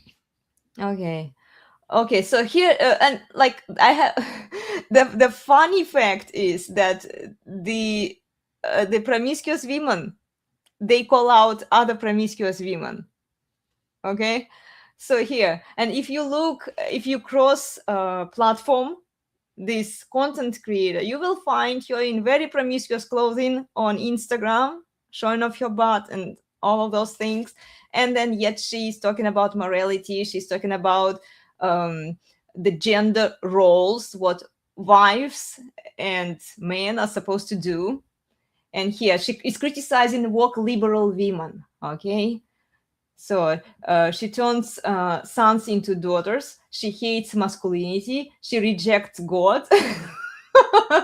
She worships self, destroys family, plays victim, demands provision, rejects authority, claims superiority over men, pushes trans ideology on kids, treats men as threats, trades family for ideology, creates chaos, then cries oppression, expects marriage perks without commitment, demands male protection while demonizing male strengths, and celebrates empowerment but resents male leadership and provision. What else? And this is the virtue signal, okay?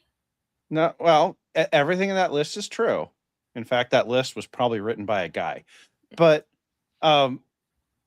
and guys, a lot of female content is actually written by guys. I am involved in some way, shape, or form of writing over half of Elena's content. Just so you know, we're not saying that because it's like, oh, they're bad. No, it's just like that's how this actually works. Anyway, none of this list is false. Okay. What I would say to this is, now do woke conservative women.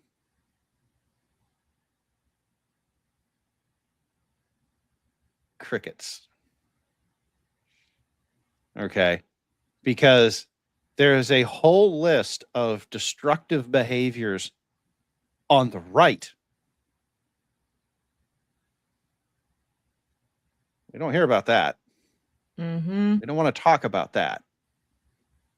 Okay. That's all I'd say. Your list is good. Now do the conservatives. What are the conservative women doing? Okay. Well, but she is a conservative woman. She's not going to criticize herself for doing being guilty. Okay. Reject God and the hierarchy. We live in a matriarchal gynocentric society. By that definition, we all reject God because the patriarch is not in charge, not at least based on the law. No, you right? can choose. You can choose to live in a patriarchy in your own family unit. That's a choice Well, you can true, make. but the legal system is still, supporting the women.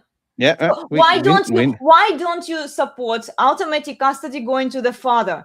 Why don't you eliminate alimony and child support that women get? Does she have any posts where she does?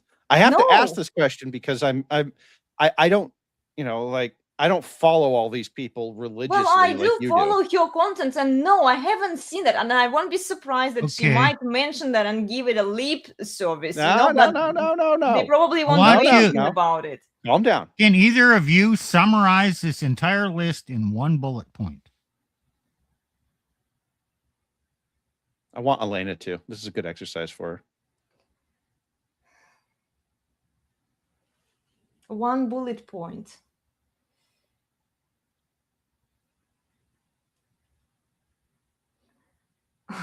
One bullet point. I'm a better woman than the woke liberal woman. No. Well, I then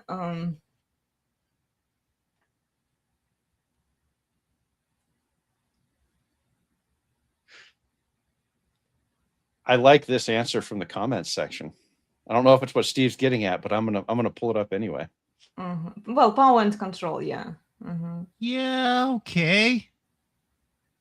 But this is all about what she rejects God. Okay. What's that? Well, I can do it in one word. Well, do it, Steve. You've been anti-logos.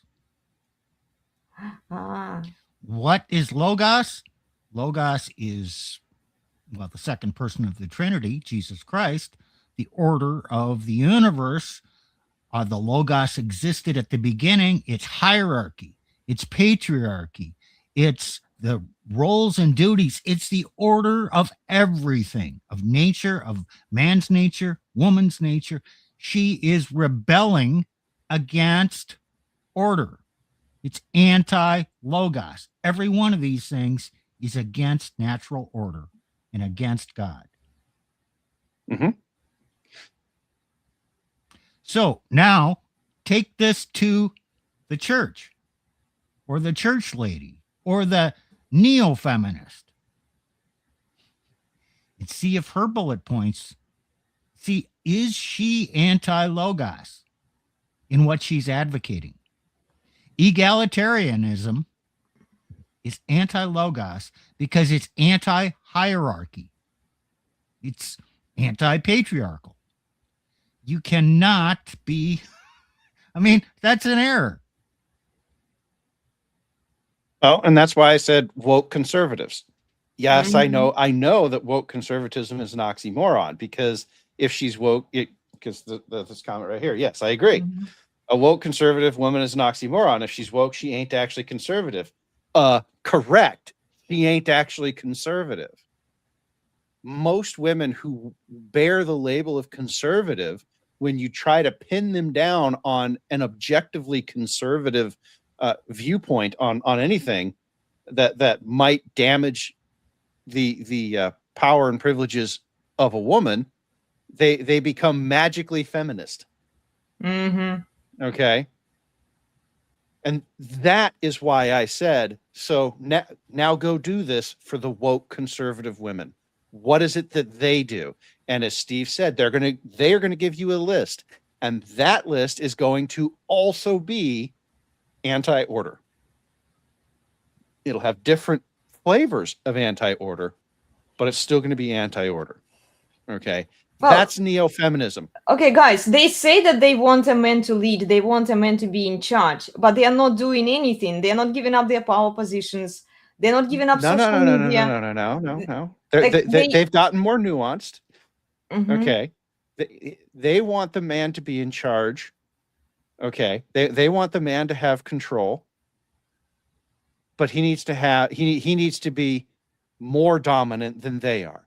They say that they want to be led how she wants to be led. Yeah. Okay. Yes. We've talked about this Yes. before. I want a man to lead. She'll say that. What she's not saying is, I want to let a man to lead me where I want to go right now. Right. So that's really, it's like, okay, this list is great. A lot of what this is doing is, as Steve said, virtue signaling. See, I'm not a feminist. And the reason that I came up with the term neo-feminist is they're right. They are not traditional feminists. Okay. These women aren't. They do not subscribe to the belief system of traditional feminism. They do not subscribe to the belief that women should be working just as men do. Okay. They do not subscribe to the belief that women are equal in all respects. They don't. They will tell you till they're blue in the face that isn't true. And they actually believe it. They wouldn't be advocating for women to stay home with their children if they did believe that aspect of feminism. Their problem is with their problem. Steve, I'm going to pull this one out. You're going to like this. Their problem with feminism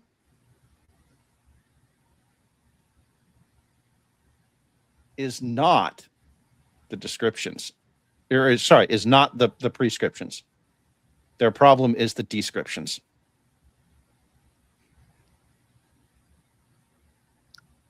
Their problem. Yes.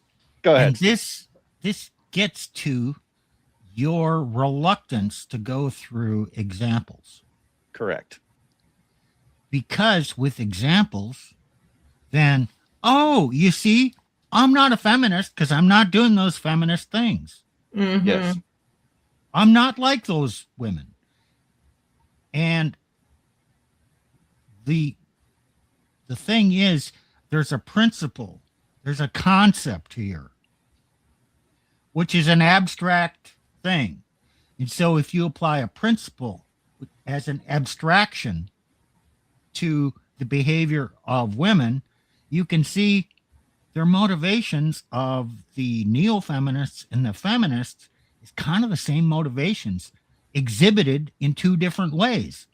So just because you're not acting in this way does not mean you're right. You taking a different path to control men. It doesn't mean your motivations are different. It's covert, yeah. So some people call it covert feminism. No, I don't like that. You don't like that? Okay. It's still feminism, right? Okay. It's still that. No, neo-feminism is something distinct, okay? Neo-feminism is feminists saying, we don't like the descriptions, but we actually really kind of like the prescriptions, okay? Our problem isn't with those. Okay. Yeah. The feminists they still want all the powers and privileges. Those are prescriptions. Okay. They don't like the descriptions. I see. So Plutarch, you've just explained why neo-feminism is never going to be understood. And it's never going to be a popular term, or if it does become popular, it's going to be twisted. Correct. Yes. Because neo-feminism is a conceptual thing. Correct. Most people cannot deal with conceptual things. Don't I know it? Because it's an abstraction. It is abstraction. Yeah. It is. And unfortunately, that is the only way we're going to be able to wrap our minds around what is going on. So I am giving you, the viewer, more dynamite. And I know that you're going to blow your hands off with it, but I'm doing it anyway, because maybe a few of you will actually understand and internalize the concept. Mm-hmm. You won't be able to teach it to others. No. But you may be able to use it in understanding others and know when you see a problem, then, okay, this is what's going on here. I'm moving away from this one. I'm not going to engage here. The purpose of the definition of neo-feminism and trying to codify this idea in a word is so that when you, as a red pill man, encounter these women, you can say, aha, I recognize what you are, and now I know how to interact with you. Because you do have to interact with them differently. They are saying good things, and that's going to force you to have to say, yeah, that's a good thing. Okay, you're going to have to go, yep, you said true things.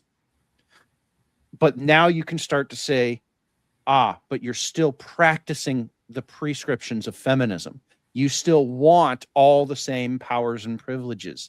You still want to be an independent woman on the internet, and the guy has no ability to tell you to get off, right? You still want that. You still want the ability to get divorced through no fault. Okay, you still want that. Well, some of them might even say certain things against the no-fault divorce. There is no one. Okay, exactly. They will change, guys. This is why they will adapt and change certain things. Like, for example, let's assume they watch this live stream, okay, and we criticize certain examples of their behavioral patterns, right? But then next video that they create is going to not cover those examples that they've mentioned before, because they just were called out, right? But they will come up with new strategies. But this is why I said calling out examples is pointless. Yeah.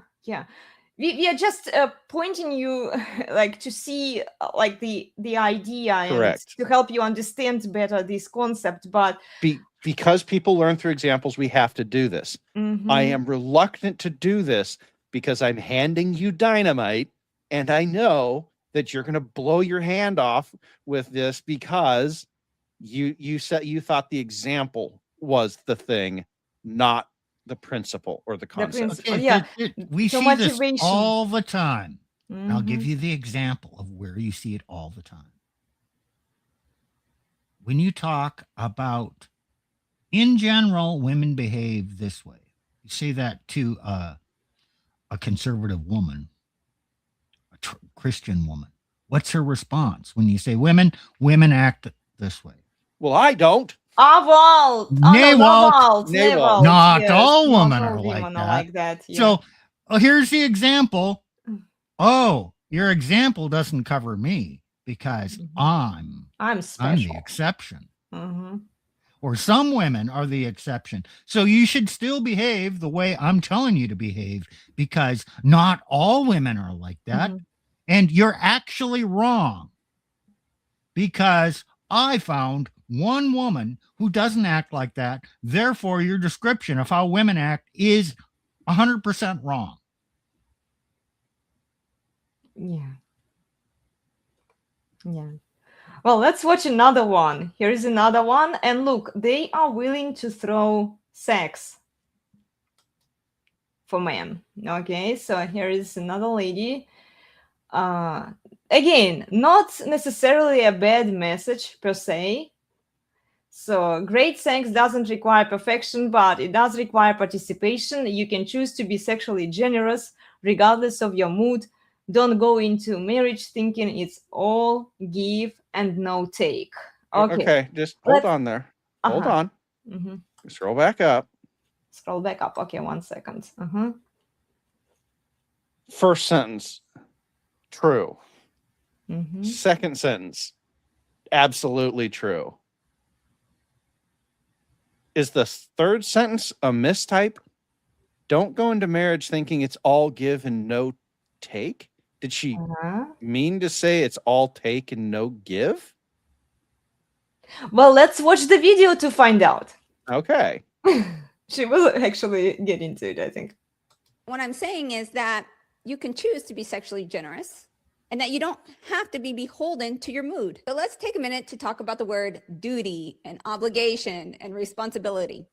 Now, I know that these don't sound like sexy words, but we sometimes think that if we do something out of duty or obligation or responsibility, that in some way takes away from the passion. And this is a false assumption. But what I'm saying is that you can choose to be sexually generous and that you don't have to be beholden to your mood. You have to realize that we're built differently and that your body most likely will catch up and you'll be happy you did it. And I know that the word duty and obligation and responsibilities aren't hot and sexy, but they are part of marriage. And if you don't want to sign up for any responsibilities, that's cool.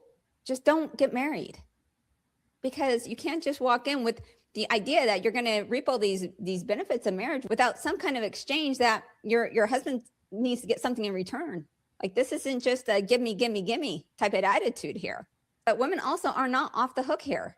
Like, they need to show up and contribute as well. They can't just show up with passivity and frigidity and reject new ideas. Great sex does not require perfection, but it does require participation. I think she did an inartful post here. And it's like, okay, I don't want to clown too much on people who, it's like, in this one, you point out the inartful post. What I think she's trying to say is, men don't walk into a relationship and think it's all give and no take. You can choose to. I think that's what she's trying to say, but she did not do a good job of saying it. I've scroll up. I have a comment here. Scroll up. What's the last thing? Don't go into the marriage thinking it's all give and take. Give and take. In those two words, who is the actor? Actor. She is. I give and I take. I am the actor. It's my decision. It's me. I give and I take. No, that's absolutely wrong. Give and receive. When you give, you're the actor. When you receive, the other person is the actor. And you are being receptive to that. It's still both from her standpoint, which is you give to the man, and then that enables you or entitles you to take from him what you want. So it's still centered on you both ways. Okay. Yeah. I'll go with that. Key, you know what? You can look at language. The words people use mean a lot. So yes, you can take the superficial meaning. Yeah. And then you can think, why did they choose those words? What's missing here? What concept is missing? What's their motivation? Because unconsciously, people choose words that really provide more information than is superficial. Most of the information you can understand from a person is not primarily in their words. Most communication is not in their words. And this is an example. The communication here is in the choice of the words. Yeah. That's valid. That's a valid take, regardless of whether I think she's trying to do inartful language or not. Exactly. There's multiple meanings here. There's a lot going on here. Right. And it's something that as a man you have to be aware of. Honestly, with women like this, I just say, nah, not interested, because she's telling you what her mindset is. And her mindset is give and take. Her mindset is the transactional relationship, which, yeah, relationships are transactional. And that sets up the feminist view of, I replace the relationship when I'm done with it. Yeah. They're still feminist. They still want to be able to replace the relationship when they're done with it. Well, yeah. That's a privilege. I did leave a comment there that saying that women are figuring out that it's time to wear a new mask because withholding sex doesn't give them the commitment and benefits they want. They throw a sex bone to their men without giving up the power and control and without giving away automatic custody, alimony, and child support. Sure. Like, okay, I'll offer sex in exchange for the other benefits that you provide. It goes back to the prescriptions problem. Okay. One of the prescriptions of traditional feminism is don't have sex with men. Well, that's not working very well. So Neofeminism had to say, well, we're going to have to do something. We're going to have to give these men something. Okay. And so they do. They did change one of the prescriptions. Well, we've got to have sex. It's a duty and obligation of marriage, and we want the marriage. Kind of. But then a lot of Christian women gave sex to get the man. Yep.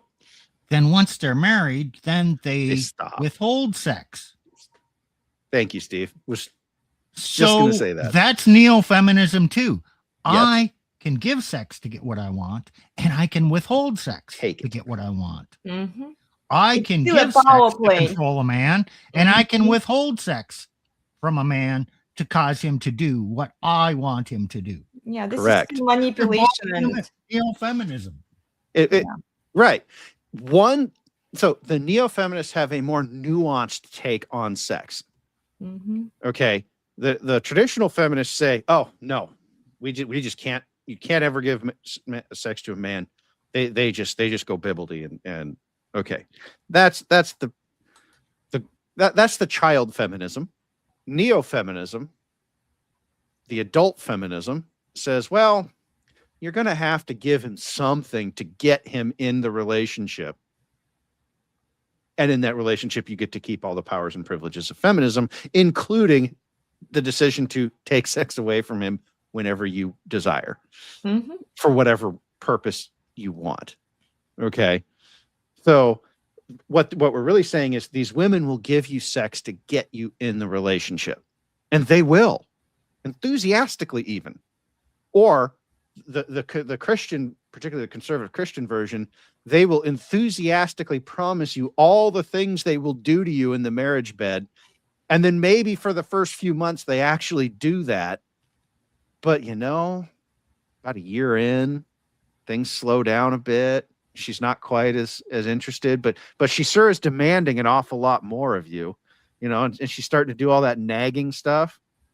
And she's implying, yeah, maybe I'll do that for you. But first, if you want that in the bedroom, first of all, I need a new kitchen remodel.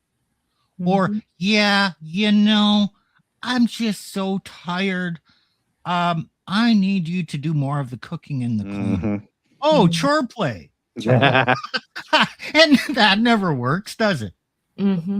Which is interesting because chore play is actually a neo-feminist construct. The egalitarian feminists aren't actually as interested in it. They're much more interested in equal distribution of chores. The traditional feminists will say, well, I did dishes last night, so it's your turn to do it tonight. And then if the next day you turn around and say, hey, I did dishes last night, it's your turn tonight, a lot of them will go, yeah, you're right. And they'll do it because they are so thoroughly indoctrinated in the idea of equality that they'll like actually do the equal thing. The neo-feminists, no. That's just, neo-feminism is adult feminism. Neo-feminism is what feminism wants to be when it grows up. And neo-feminism is what older women practice, particularly. Yes. Okay.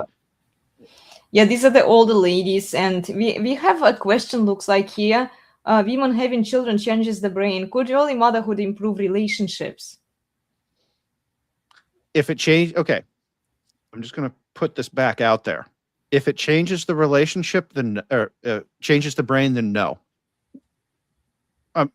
I'm not saying that we're not talking about the science right now. I'm just saying if having children changes the brain, which I'm going to put in brackets, is scientifically true, then all early motherhood would do is increase the amount of time you are under that changed brain.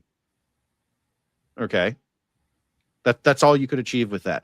I'm not saying having kids is bad. I'm just saying that the question kind of answers itself. If it changes the brain, then no, early motherhood would not improve the relationship. It would actually make the same problems last for longer. That's just the science answer. This is the wrong question. It's assuming women having children early, could it change them and then be the solution to improve the relationship? Well, it will change things, but that's not the answer. The answer is to be the masculine man that leads. Only a well developed man with true benevolent masculinity, a man that leads and doesn't is not afraid to say no, and who is on his own mission and his own task, can improve the relationship, the possibility of having a good relationship. And it's all in the hierarchy. The man looks to God. The man is accountable to God. The woman is accountable to the man, accountable to God through the man. So if he's leading her improperly, it's on him. So she should not think, I'm going directly to God, which modern Christian women do think. No, you need to go consider your hierarchy through the man to God. And so therefore, a man is not really accountable to his woman. Why should he be? If he's accountable to God, doesn't that cover everything in his duties? And isn't that a higher calling and a more stringent requirement than being accountable to his wife? And so, he's got to be accountable that he doesn't cheat on her. Isn't that accountability to God? Yep. Thou shalt not commit adultery. Oh, I guess even in that, he doesn't have to be accountable to her. Yeah. But she is accountable to him. Correct. And this is where they are struggling. They want to be accountable to God instead. Well, that is a place that neo-feminism slots in very well. Okay. So in this, so there's this idea amongst complementarian churches, and Nick's not here, but he would go on and on and on about this, that it's a it's a triangle. Okay. And that God is at the top, the woman's on the left, and the man's on the right, or however you want to order them. And the three, and that, and there's some sort of triune imagery here that they're attempting to hijack. But the man and the woman are equal under God. I've had lots of people try to tell me this. No, it's a straight line. God, man, woman. Boom, boom, boom. Okay. But the neo-feminists are kind of trying to do the same thing. They're trying to say, oh, well, we're different, but we retain all of the powers and privileges that a man does. We're choosing to do different things with them than the feminists do. We aren't trying to be defective men. No, we're trying to be women, but we're trying to be women under this triangle conception of hierarchy, which is, I said the words and I realized how idiotic it sounds. A triangle is not a hierarchy, right? It is not a hierarchy. Yeah, right. It's a triangle. Okay, we're back to neo-feminism is anti-logos. Correct. It's anti-hierarchy. Well, they all are essentially anti-hierarchy. Yes, feminists are explicitly anti-hierarchy, to the point where I would say the feminists are pro-female dominated hierarchy at this point. Hey, it used to be that way, but no, it's always been this way. Go back to Genesis 3. True. Her desire shall be for her husband, which means her desire shall be to be the husband, but he shall rule over her. So she is always, since the fall, desires to be equal, and equal means to control him. But his duty, his admonition from God in that curse of her is, no, he needs to rule her to keep her in the hierarchy, because she is her inclination is to try and move out of that hierarchy rebellion. Okay, let me slightly rephrase. The original goal of feminism was not to invert the hierarchy. It was to build the triangle. So true. That's what I was getting at. Okay. Yeah, the men and women are equal. Right. Yeah. That's where the whole equalitarian thing came from. Yeah. So, right. It goes back to this idea that because that's part of the reason I called it neo-feminism. It's still feminism. Okay. They still have many of the core beliefs of feminism. Well, you know what, darling? I also noticed that they will point out that men and women are fundamentally different, and these Lori ladies did whatever. a few videos on that, where they will all agree that men and women are biologically, psychologically, physiologically different. Yes. That's neo-feminism. Neo-feminism does not try to make women into equals of men. It doesn't try to make women into men. Neo-feminism tries to make women into equal powers and privileges of men, but distinctly different in terms of how they go about being women. Okay. And so that is the difference. Like, neo-feminism acknowledges that women are women. And I'm not saying that that's in itself a bad thing. Women are women. I think that's a pretty obvious statement, right?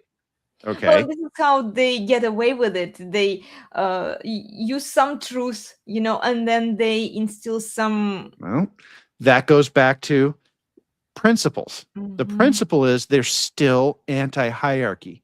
They are requesting a different hierarchy than the traditional feminists with their female-dominated hierarchy. The neo-feminists are requesting the non-hierarchy of the triangle. Okay. But they're still requesting a different hierarchy than the patriarchy, because that's the only way they can retain the powers and privileges of the feminism that they want. Well, it comes down to what women say and what women do are two different things. Yeah, that's always been true. Okay. They can say all of the socially acceptable things, especially that resonate with men at the moment. Men are fed up with the rigid feminists, right? They don't want women Yes. to have purple hair, right? Short hair, nose rings, and all of that stuff. So women realize that, okay, in order to get what we want, we just need to adjust a few things. Yeah. The mindset still remains the same. The insights, Yeah. That's neo-feminism. the brain is still the same, right? But the laws haven't changed. If they actually wanted the change, and if they actually wanted the well-being for the children, like they say they do, they care about kids, right? How about changing the custody laws? How about changing the family laws? So that the patriarch is in charge of the family. He gets the custody for kids. All true. But no, they don't want to do that. This is why the principle is more important than the examples, because the principle can be used to work out any example that's in front of you. Yeah. Now, do most people learn by principle? No. No. So like I get it, but that's why the example show is over here and not on our main channel. Yeah. Yeah. We're not going to teach men by example over there. You've got to be willing to come and actually dig into the principle of the thing, and that's hard work. Okay. Over here, yes, we're doing principles, but I am very reluctant to say to men, this insert example is neo-feminism, because neo-feminism is a principle, not an example. Yeah, here we are doing examples, though. And you did say For okay. those struggling to understand this, Mhm. you can listen to this stream, kind of get it, but maybe you don't understand the concept fully. And that's true. I never understand things fully first time I hear them. After I sleep on it, literally sleep on it, the next morning, oh yeah, my brain kind of processed some of this. I understand it a little bit better. Now I'm going to have to think about this for 2 or 3 days to really unpack and look for how does this apply, really put some thought into it. And sometimes the amount of thought that it takes to understand these things takes weeks, years, because you keep, okay, I have this model of reality, which I'm not really accepting yet, but I'm just leaving it out here. And so I'm going to keep this kind of in the back of my mind, and I'm going to observe. And then I'm going to, oh, here's another data point. Does that fit here? And over time, you're going to find out whether it fits and whether you understand it. Don't expect to grasp this just because we say so. You need to test it and take days, weeks, months, years, doesn't matter. For any man out there listening to this, I know I believe in this idea because I've tested it and I've experienced it. But the only way you're going to really understand it is to take the core principle and ask women questions. This is the kind of thing that you can even test on your own family. I know it's after the holidays, you're actually trying to stay away from your family and be a hermit to recover. Like, I get that, guys, but this is something you can try on your sister, on your mother, on the old biddies at church, right? If you go to a church, just try, ask them, and don't ask them, what do you think of neo-feminism? Because they won't even know. Just listen to how they talk about these situations. Are they always talking about what the man should be doing for the relationship, what the man should be doing for the children or the wife or whatever? Do they ever talk about things like, hey, we really need to solve this whole divorce problem. We really need to solve this, and you can make it, they'll make it, but we didn't know. And I've run into this. Yes, they don't know. I agree with that. But as Steve did earlier with the words example, what they choose to talk about is telling you everything you need to know about their mentality. Mm-hmm. They might be okay with giving away sex to get a relationship, but they still talk about it in terms of the equality, the prescriptions. They don't want to give those up. And so they won't talk about it. Yeah. You don't want to ask most people about sex, especially your old aunt. Yeah. Yeah. Definitely. You can just say, you know what? Seems that younger people are not getting married. And young people are not having children. And I've read that, the divorces are up, the number of marriages is down, and the number of kids is down. What do you think the problem is? Bingo. Yeah, There you go, guys. that's a good Now way to listen to what she says, and Mhm. then determine if there's neofeminism here going Mhm. on in her mind. Because you just left an open-ended question. Here is the final, guys. You set the trap. No, we're done. Oh, no, but a really good example here. Last one. Okay, very You've done- short. Very You've done short. three you've done three that we've had to reach for, sweetie. Well, darling, I promise the last one. Okay. Here. Okay, here. Children need their mother and father to be married for life. They need mothers at home and available for them. This is what creates mentally stable and secure children. God's ways are perfect. Yes, all true. Yeah, but What's see she what she not doesn't saying? say. What is she I know. not saying? I know. She's not What's saying she that. not saying? Yeah. Okay. Okay. Let No, us she know, is- guys. What is she no, not saying? Well, what is she not saying? Actually, I'm going to take a little bit. She is actually saying something here, but it's implied, Steve. What is she saying? Mothers and fathers. So mothers come first. Mm-hmm. What the mother does is essential, and mothers are necessary. Mm-hmm. And they need to be Yes. married for life. So fathers are, they're kind of important too. Yeah, But it's really the mother. The mother. Yeah, the mother Right. is So in charge. Mhm. she is saying divorce is bad. She's implying divorce is bad, and then that's true. Okay. So now, again, this is Twitter, and she's trying to keep this under, 240 characters. But that's, yes, mothers first. It's still mothers first. There you go. Well, mothers can't create mentally stable kids because she's not talking about discipline that dads are applying to their kids, right? She's Discipline is not part talking of about mental stability. restraint.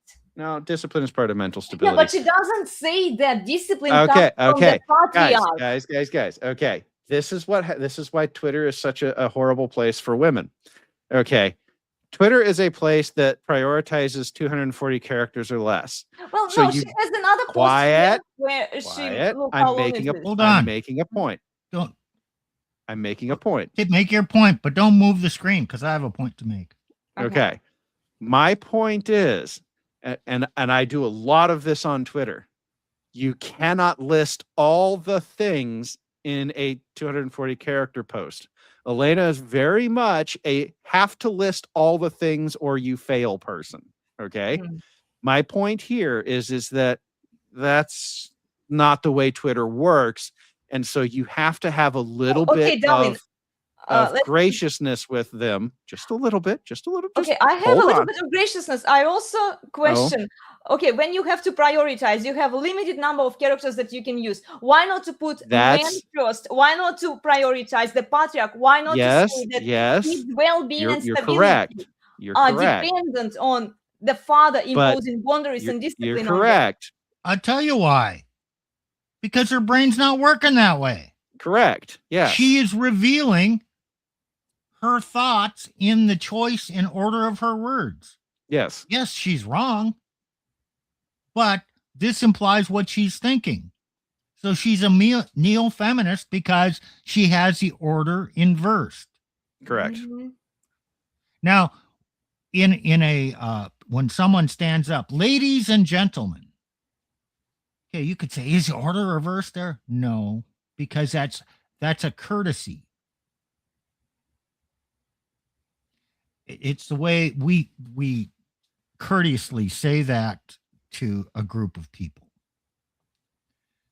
So it's not, it doesn't always reveal a motivation. But I want to, okay, now that next post, how to have a sound mind. Take every thought captive to the obedience of Christ. Okay, stop. Why did she say that? Because she thinks that she is equal to the man and right directly under Christ. Mm-hmm. She's not obedient to the husband. She's obedient. Her primary essence believes that she's obedient to Christ. And she's not saying she's obedient to Christ through her husband, because that's not in her mindset. Right. No, I'm saying it's not in her mindset, not because she's telling me directly, by correct. The choice of words and what she is saying is important. I am inferring what her mindset is. Right. My point is, and we cannot, just because they don't list all the things doesn't mean that we have to assume that they don't mean all the things. Text is an imprecise method of communication to begin with. Twitter makes it harder. And now in this case, she's got a longer post here, which is great. But the words that we have to accept that we're going to be inferring stuff out of words. That's why I went through, she's saying that divorce is bad. And that's right. Most neo-feminists will say that divorce is bad, but they still want the privilege of doing it. Mm-hmm. Okay. Or the power of doing it. Yeah. Okay. I'm not saying that she's not a neo-feminist. I'm saying that she's implying something that is not explicitly stated. Okay. So when you're dealing with stuff on the internet, there's a certain amount of abstract thinking that one must be able to do, because if you require everything to be exhaustively stated, you're not going to make it on the internet. I'm sorry. The internet is going to chew you up and spit you out. So pay attention to what words they use. Pay attention to what words they don't use. Pay attention to what the words are revealing about who they are and how they think. Yes. Okay. She puts mothers first in a post. She puts obedience to Christ first when that is a specifically anti-biblical statement. Okay. And yet she quotes the Bible, guys. If you check women your quote other... the Bible all the time. Are they supposed to? No. But we've told them that it's okay for them to do it. Sure. Yeah, so they're going to do it and think it's okay. We have done countless streams about this. Nick has railed for hours about this, but they're still going to do it. I want to say something here. Don't expect to pick up on this in the moment. Mm-hmm. Mm-hmm. It's not going to happen. In a discussion, you never can pick up on the choice of words people use and say, it means this. That requires some time to think. And when you're engaged in a discussion, an argument, whatever, you're not going to pick up on it. I don't pick up on it. Yeah. It's the day after when I'm replaying this. Then I say, they used this. Okay, now that reveals their mindset and why this discussion argument didn't go very well. And now I understand more about them. I couldn't use it in the moment. None of us can. But it's that reflection after the fact when you're replaying this this incident in your mind that, now I understand. Yeah, that argument I had with my wife yesterday and all that stuff she was saying, you know what? Now that I think about it, it wasn't even about the things we were saying. It was about something else. Oh, yeah. Okay. What was she really thinking and feeling and what happened? Oh, gee, maybe it was about this other thing. It takes time, guys. It takes time. Mhm. Okay. And there are guys here out there going to tell you, but I do pick up on it. And yeah, you can pick up on it in the moment. But the reality is you simply don't have the time to actually think about it and consider it. That is always a reflective activity, because you have to go back and reflect over the context of their work and or what they were saying, and go, oh well, okay, now I understand what they actually meant. Like, you might, how I do it is I pick up on that there's something there that is off, that didn't land right, as we might say. It didn't hit right. It felt weird. Yeah. But you can't necessarily go back in the conversation and say, oh, can we just focus in on this for a bit? And because you're talking about something else, and I've tried it, and I've been accused of derailing the conversation and all of that. So now, is that a defensive mechanism on their part? Yes, of course it is. They don't want to deal with the fact that you called them out. Yeah. But it is an derailing. Example. They say something that appears off. Okay. If you jump on that and say, that's off, now they're going to get defensive about that. Yep. So, and oftentimes you won't pick it up. But you can see where the conversation goes from there. And once you have that feeling, yeah, this is going off. And then it does go off. And now you have the proof, and they're going to give you more information about where they're going and what they're thinking about. Now, the next day, now you can reflect back on it. Yeah, we went off track at this point. Here's the concept or the fact or whatever that they didn't get right. And then it spiraled into something big when, oh, here was the problem. In other words, you figure that out afterwards, and you may not figure it out until afterwards because you need the information that happened afterwards to figure out where things went wrong. Yeah. Yep. In other words, give them as much rope to hang themselves, because they they will eventually tell on themselves. Well, so Elena, one of the things I have to say, why are these women saying all this stuff on the internet? Like, I welcome it. I want them to expose I want them to, but I also want to give men the example of, like what to. Sure. But examples are how we blow our hands off with the dynamite we just gave you. Yeah. So the examples are not the solution.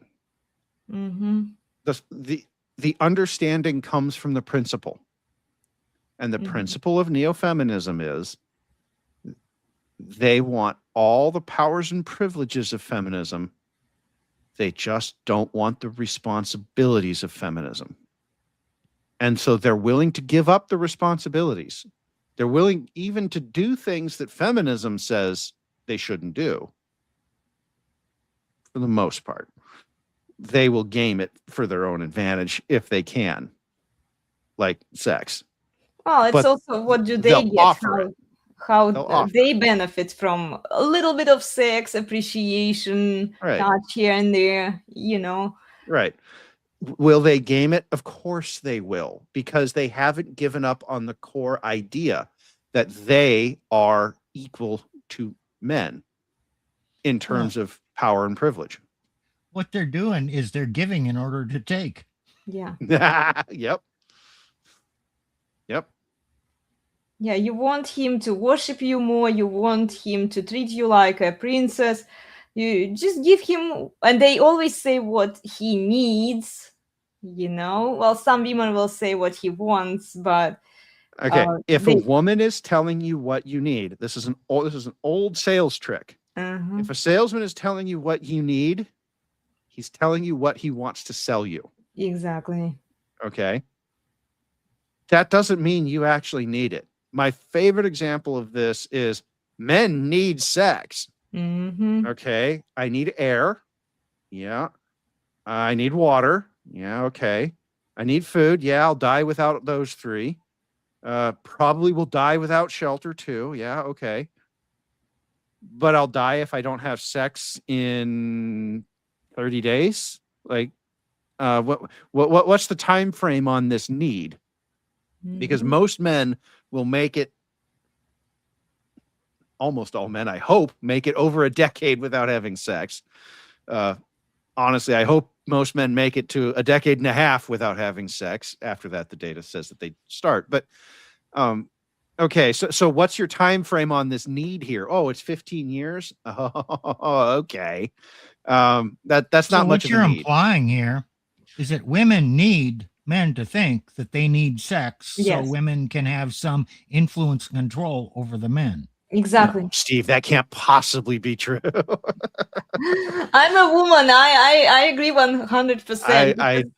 I'm being sarcastic. I know, We're darling. 2.5 hours in, and I'm getting Yeah, pushy. well, we are. Yeah, we better bring this in for a landing. Yeah. We are wrapping up here. So, yeah, very interesting live stream today. I really enjoyed it. Thank you for tolerating me, guys. Apparently, it's a requirement now that I have to overtalk her multiple times during a stream. Apparently, that's just a It thing now. depends on the topic, darling. It's See, Steve's willing to give you more rope than I am, and part of that, guys, is we do talk about this stuff a lot offline. So I already know exactly where her mental state is, where she wants to go, and I already know that argument isn't going to land the way she wants it to. So I'm just, a lot of it's just trying to cut it off before it spirals. From harming myself there. Yes. Anyway, yeah, tell us what you think about neo-feminism, if you've encountered the examples of neo-feminism in real life too, by interacting with women. And could it be also men who are promoting this? I mean, the simps will promote anything if they think it gets them pussy. So sure, yes. I would argue that the primary promoters of neo-feminism are pastors in churches. Oh, that is probably the biggest cohort of men who promote this. If cohort of men with the power to promote it. Exactly. I think Elena is what she's saying is, yes, the liberal woke men promote feminism. But do men promote neo-feminism? Yes, they do. Actually, the churchmen. Yep. And the pastors are the leaders of the churchmen. And yes, they're actually promoting neo-feminism. Correct. Yes. Well, Absolutely. it's also the guys on social media, on Twitter, who are reposting the posts of I don't women care and all about the that. simps.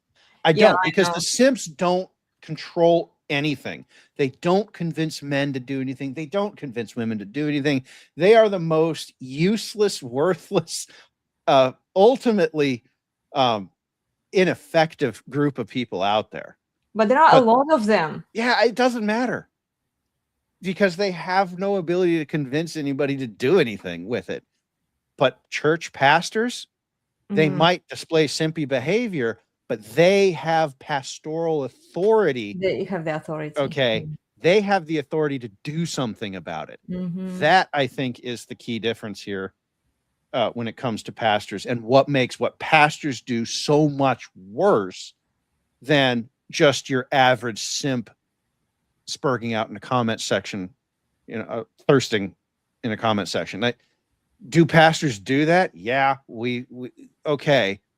But it's the fact that they have the moral and I'm not going to say scriptural, almost did.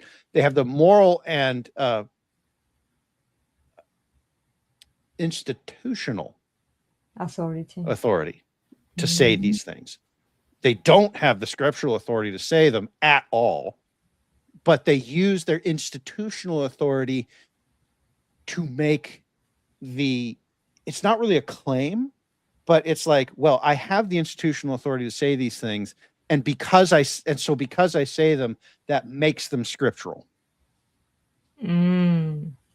It's very evil. Like, it is evil. This is how Satan is working his plan to destroy families. He's doing it through the church, and that is the mechanism. He's using the institution of the church to make false claims about what the scripture says, and then pass them off as true through the institutional authority. Well, in a secular world, he's using the legal system to destroy families too. Same principle, different implementation.